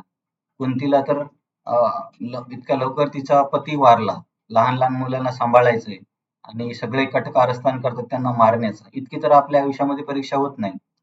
पण तरी सुद्धा बऱ्याचदा असं बघायला मिळतं की लोक 5-10 वर्ष भक्ती करतात आणि नंतर थोडासा वाईट अनुभव आला किंवा आयुष्यामध्ये काही कठीण प्रसंग आला की म्हणतात अरे भक्ती करून काही फायदा नाही, भक्ती सोडून द्या. ऍक्च्युली तोच आपल्या परीक्षेचा वेळ असतो. आपण शास्त्राचा त्यावेळेस आधार घेतला पाहिजे आणि बघितलं पाहिजे की अशा संकटाच्या वेळेस महान भक्तांनी कसं जीवन जगलं. पांडव पण म्हणू शकले असते की अरे आम्ही कृष्ण तू नेहमी तुझीच शरण घेतली, परंतु तू आमच्या आयुष्यामध्ये एवढी संकट काय येऊ दिली, असं पांडवांनी कधीच कृष्णाला प्रश्न नाही केला. उलट नेहमी ते भगवंताची शरण घ्यायचे. जर तुम्ही कुंती महाराणीच्या प्रार्थना वाचल्या तर एक प्रार्थना आहे, विपद संतुत शाश्वत तत्र तत्र जगद्गुरो भवतो दर्शनम यत्स्यात् अपुनर्भव दर्शनम, असा एक श्लोक आहे भागवतमच्या पहिल्या स्कंदाच्या 8व्या अध्यायामध्ये. तिथे कुंती महाराणी काय म्हणते बघा, किती मोठं चारित्र्य आहे त्यांचं, की भगवंता माझ्या आयुष्यामध्ये आणखीन संकट येऊ दे. कोण व्यक्ती आहे जो म्हणेल की माझ्या आयुष्यामध्ये संकट येऊ दे. आता मला थोडासा आजार येतोय तर मला समजतंय किती त्रास होतो माणसाला, मन किती त्रास देतं जेव्हा शरीर ठीक नसतं, तर कशामध्येच आपण काहीच करू शकत नाही, क्लास द्यायला पण कठीण होतं. पण असं मी म्हणेल का भगवंता की हा आजार काहीच नाही, मला आणखीन 10 आजार दे, असं म्हणण्याची तर आपल्यामध्ये क्षमता नाहीच आहे. किंवा समजा एखाद्याच्या नोकरीमध्ये काही त्रास आहे, तो म्हणेल का माझी नोकरी जाऊ दे. परंतु हे महान जे लोक आहेत तेच अशा गोष्टी बोलू शकतात. परंतु आपण संकट नाही मागितले पाहिजे, परंतु कमीत कमी संकट आल्यावरती अध्यात्माला सोडलं नाही पाहिजे. कारण चांगल्या वेळेस तर कोणी पण असते, ते म्हणतात ना सुख के सब साथी दुःख में ना कोई. सगळं आपल्या मनानुसार होत असताना तर भक्ती कोणी पण करेल. जेव्हा आयुष्यामध्ये वाईट गोष्टी घडतात तेव्हा भक्तीमध्ये टिकून राहणं हे खरं चॅलेंज आहे. तर ह्या गोष्टी तुम्ही आता लिहून ठेवा. तुम्हाला कधी तुम्ही जर स्वतः तुमच्यापैकी बऱ्यांचं चांगलं वय पण आहे, तुम्हाला अनुभव पण आले असतील. त्या आयुष्यामध्ये सगळे दिवस सारखे नसतात. जेव्हा वाईट काळ येईल तेव्हा आपण अशी ह्या ओळी आठवल्या पाहिजे की अरे महान भक्तांनी त्यांचं आयुष्य कसं जगलेलं, पांडवांनी कसं जगलं. नाहीतर हे म्हणजे बरेच भक्त असे बघितलेत की चांगलं असताना तर भक्ती करतात, पण जर असं काही प्रॉब्लेम आला पैशाचा किंवा सामाजिक किंवा आरोग्याचा, हे सगळं सोडून देतात. असं नाही करायला पाहिजे. तर इथं प्रभुपादांच्या तात्पर्यावरून आपल्याला हे शिकायला भेटतं. नंतर श्लोक नंबर 20 मध्ये मी 9:30 पर्यंत घेऊन बंद करतो. म्हणजे काही जर तुम्हाला आधी जायचं तर तुम्ही जाऊ शकता, असं काही हरकत नाही. अथ व्यवस्थितान् दृष्ट्वा धातुराष्ट्रान् कपिध्वज प्रवृत्ते शस्त्र संपाते धनुरुद्यम्य पांडव ऋषिकेशम तदा वाक्यम इदम आह महीपते. तर इथे काय सांगितले, धातुराष्ट्रान् कपिध्वज, की याची पण स्टोरी आहे. अर्जुनाचा जो रथ आहे त्याच्या प्रत्येकाचं काय रथाच्या वरती वेगवेगळ्या प्रकारचे झेंडे असायचे. झेंड्यावरूनच समजून यायचं की दुरूनच समजायचं की हा झेंडा आहे म्हणजे अर्जुन आहे, हा झेंडा आहे म्हणजे भीष्म आहे, हा झेंडा आहे म्हणजे दुर्योधन आहे. कोणाच्या झेंड्यावरती हत्तीचं चित्र असायचं, कोणाच्या झेंड्यावरती गरुडाचं, काही लोकांच्या झेंड्यावरती रथाचं चिन्ह असणार. तसं अर्जुनाच्या झेंड्यावरती हनुमानजीचं चिन्ह होतं, कपिध्वज. कारण याची पण स्टोरी आहे. जेव्हा भीमाचं गर्वहरण हनुमानजी करतात तेव्हा ते हनुमानजीला सांगतात की ठीक आहे, युद्धामध्ये मी तुमची मदत करेल, तेव्हा मी अर्जुनाच्या ध्वजामध्ये राहील. आणि हनुमानजी काय करायचे की युद्धामध्ये आवाज करायचे आणि त्या आवाजानेच समोरचे बरेचसे सैनिक घाबरून जायचे. तर हे कपिध्वज हे पण पांडवांच्या विजयाचं एक चिन्ह आहे. प्रभुपादांनी पण तात्पर्यामध्ये लिहिलंय, अर्जुनाच्या ध्वजावरील हनुमानाचे चिन्ह हे विजयाचे आणखी एक लक्षण आहे, पान नंबर 39 वरती. आता हे सगळं झालं, दोन्ही साईड तयार झाल्या. पांडुपुत्र अर्जुन त्यावेळी धनुष्य हाती घेऊन बाण सोडण्यास सज्ज झाला. हे राजन व्यूह रचनेतील धृतराष्ट्र पुत्राकडे पाहून अर्जुन भगवान श्रीकृष्णांना पुढील प्रमाणे म्हणाला. इथपर्यंत सर्व काही व्यवस्थित चालू होतं, युद्ध ठरणार पण होतं, सुरू होणारच होतं. परंतु इथे मध्येच आता अर्जुनाच्या मनामध्ये काही शंका येतात आणि इथून मग या अर्जुनाच्या अशा वागण्यामुळेच भगवंतांना भगवद्गीता बोलावी लागली. तर अर्जुन काय म्हणतो ते समोर बघणार आहोत. आपण आतापर्यंत चर्चा केली की विठ्ठल, कृष्ण, राम, जगन्नाथजी, विष्णू हे एकच आहेत, हे विष्णू तत्व आहे, यांच्यामध्ये काही भेद नाहीये. तर याला अनुसरून जर तुम्ही पान नंबर 39 वरती प्रभुपादांचं तात्पर्य वाचलं तर तिथे तात्पर्यामध्ये प्रभुपाद काय लिहितात बघा. अर्जुनाच्या ध्वजावरील हनुमान हे विजयाचे चिन्ह आहे, कारण राम रावण युद्धामध्ये हनुमानाने प्रभू श्री रामचंद्रांना सहाय्य केले होते. आता इथे राम कोण आहे? कृष्ण. आता राम आणि हनुमान दोघेही अर्जुनाला सहाय्य करण्यासाठी त्याच्या रथावर आरूढ होते. भगवान श्रीकृष्ण म्हणजे स्वतः श्रीराम आहेत. काही लोकांना हे एक शंका असते. इथे आपल्याला हे वाचायला मिळतं, स्वतः श्रीराम आहेत. आणि ज्या ठिकाणी भगवान श्रीराम आहेत त्या ठिकाणी त्यांचा नित्य सेवक हनुमान, कारण हनुमानजी भगवंत रामापासून राहू नाही शकत, आणि त्यांची नित्य सहचारिणी भाग्यलक्ष्मी श्रीमती सीतादेवी उपस्थित असतात. सीतादेवी, रुक्मिणी, राधाराणी, लक्ष्मी यांच्यामध्ये काही भेद नाहीये, आणि लक्ष्मी ही भाग्याची देवता आहे. मग ज्या साईडने भगवंत आहे, ज्या साईडने हनुमानजी आहे, ज्या साईडने भाग्य आहे, तर अशा व्यक्तीचा पराभव होणे शक्य नाही, असे इथे प्रभुपाद सांगतात. म्हणून कोणत्याही शत्रूकडून अर्जुनाला भयभीत होण्याचे कारणच नव्हते. असं सर्व परिस्थिती असल्यामुळे पांडवांचा विजय हा ठरलेलाच होता. तर हे सर्व झाल्यावरती इथून आता थोडा सस्पेन्स येणार आहे. तर श्लोक नंबर 21 आणि 22 मध्ये अर्जुन काय म्हणतो बघा. आता याच्यावरती पण आपण आधी चर्चा बऱ्याचदा ऐकलेला आहे की भगवंत तिन्ही जगाचे स्वामी असून सुद्धा त्यांचा स्वभाव किती नम्र आहे की आपल्या भक्ताचे ते ड्रायव्हर झाले. असं बघा की कधीच समाजामध्ये ड्रायव्हर होणं म्हणजे खूप मोठी गोष्ट आहे असं मानलं जात नाही. कोणताच, आता अंबानी म्हणा किंवा मोठा राजकीय व्यक्ती आहे, कधीच दुसऱ्यासाठी गाडी चालवणार नाही, कारण ड्रायव्हिंगला एवढा मोठं मानलं नाही जात. परंतु भगवंत किती नम्र स्वभावाचे आहे की भगवंत अर्जुनाचे ड्रायव्हर झाले. आता ड्रायव्हरला अर्जुन इथे आज्ञा देतोय. आपण म्हणतो ना, समजा कोणी टॅक्सीमध्ये बसलो की आपण काय म्हणतो की ये साईड, इधर लेके चलो, उधर लेके चलो, आपण त्याला सांगतो कुठे जायचं. याच्यावरती आपण आधी पण चर्चा केली होती की युद्धामध्ये ड्रायव्हरला सांगण्यासाठी लाथेनं मारलं जायचं, हे तुम्ही ऐकलं असेल. कारण की आवाज देणं तर शक्य नव्हतं, कारण इतका गदारोळ व्हायचं की आवाज कसा ऐकू जाणार. आणि हाताने तर हात लावून सांगणं कठीण होतं, कारण हात लावेपर्यंत समोरचा व्यक्ती बाण मारेल. तेव्हा कसं सांगितलं जायचं, सारथीला पाय मारून सांगितलं जायचं. उजव्या खांद्यावरती जर पाय मारला तर उजव्या साईडला रथ घ्यायचा, डाव्या साईडला मारला तर डाव्या साईडला घ्यायचा, असे काही त्यांचे नियम होते. तर तिन्ही जगाचे स्वामी असून सुद्धा भगवंत आपल्या भक्तांसाठी इतका सामान्य रोल घ्यायला पण तयार आहे. तर हे श्लोक नंबर 21 आणि 22 मध्ये अर्जुन काय म्हणतो भगवंतांना, सेनयोरुभयोर मध्ये प्रथम स्थापयामि अच्युत यावद येता निरीक्षेहम योद्धु कामान अवस्थितान कैर्मया सह योद्धव्यम अस्मिन् रण समुद्यमे. हे अच्युता, आता अच्युत या शब्दाचे पण काही अर्थ आहेत. आपण आतापर्यंत काही शब्दांचे अर्थ बघितले. मागे तुमच्या जर लक्षात असेल, धनंजय म्हणजे काय, ब्रिकोदर म्हणजे काय, गोविंद म्हणजे काय, माधव म्हणजे काय, तसे इथे एक अच्युत शब्द येतो. तर प्रभुपादांनी अच्युत या शब्दावरती टिप्पणी दिली पान नंबर 40 वरती तात्पर्यामध्ये.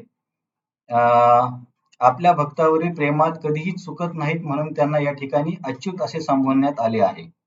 बघा, कधी कधी कोणी आपल्या पदावरून खाली पडतं तेव्हा आपण म्हणतो तो पदच्युत झाला. तर भगवंत आपल्या पदावरून कधीच खाली पडत नाहीत. कुठलं पद आहे की भक्तावर प्रेम करण्याचा जो त्यांचा स्वभाव आहे, याच्यामध्ये भगवंत कधीच चुकत नाहीत म्हणून त्यांना अच्युत असं म्हणतात. आणि त्यांची, जरी ते कोणाचे ड्रायव्हर झाले म्हणून ते काही कनिष्ठ होतात असं नाही. सारथी या नात्याने त्यांना अर्जुनाच्या आदेशाचे पालन करावे लागत असे, हे करण्यात त्यांनी कधीच संकोच केला नाही. यासाठीच त्यांना अच्युत म्हणून संबोधण्यात आले आहे की भक्तासाठी भगवंत कुठल्याही स्तरावर जाण्यासाठी तयार आहेत. सेवक हा भगवंताची सेवा करण्यास सदैव तत्पर असतो आणि भगवंतही सतत आपल्या भक्ताची सेवा करण्याची संधीच पाहत असतात. तर भगवंत आणि भक्तामधले हे खूप प्रेमाचं नातं आहे. फक्त आपली तशी भगवंतांवरती श्रद्धा असली पाहिजे. भगवंत हे स्वामी असल्याने प्रत्येक जण त्यांच्या आज्ञेखाली असतो आणि त्यांना आज्ञा देणारा त्यांच्यापेक्षा श्रेष्ठ असा कोणीच नाही. परंतु जेव्हा ते पाहतात की त्यांचा शुद्ध भक्त त्यांना आज्ञा देत आहे, तेव्हा जरी ते सर्व परिस्थितीत अच्युत असले तरी त्यांना दिव्यानंद प्राप्त होतो. तर इथे अर्जुन काय म्हणतो भगवंतांना की तुम्ही मला घेऊन चला. आणि श्लोक नंबर 23 मध्ये अर्जुन काय म्हणतो की या दुर्बुद्धी दुर्योधन तर मूर्ख आहे मला माहिती आहे, पण या मूर्खाला मदत देण्यासाठी कोण कोण आले त्या सगळ्यांना मला बघायचंय. ज्यांच्याशी सामना करावायचा आहे त्यांच्या बळाचा अंदाज घेण्याकरता त्यांना पाहण्याची त्याला इच्छा होती. आता हे बघितल्यावरती अर्जुनाला काय परिणाम होतो आणि समोर काय चर्चा होते ते आपण रविवारी बघूया. आता इथून पुढे आपण क्लास रविवारी आणि सोमवारी रात्री 8 ते 9 करूया. अं, तर इथे आपण थांबूया, बराच वेळ झालाय. आजच्या चर्चेमध्ये कोणाचा काही प्रश्न आहे किंवा तुम्ही आणखी काही ऐकलंस तुम्हाला सांगायचंय?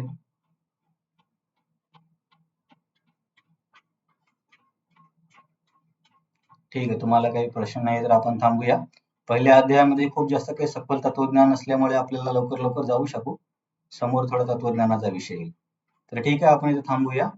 हरे कृष्ण हरे कृष्ण कृष्ण कृष्ण हरे राम हरे राम हरे हरे.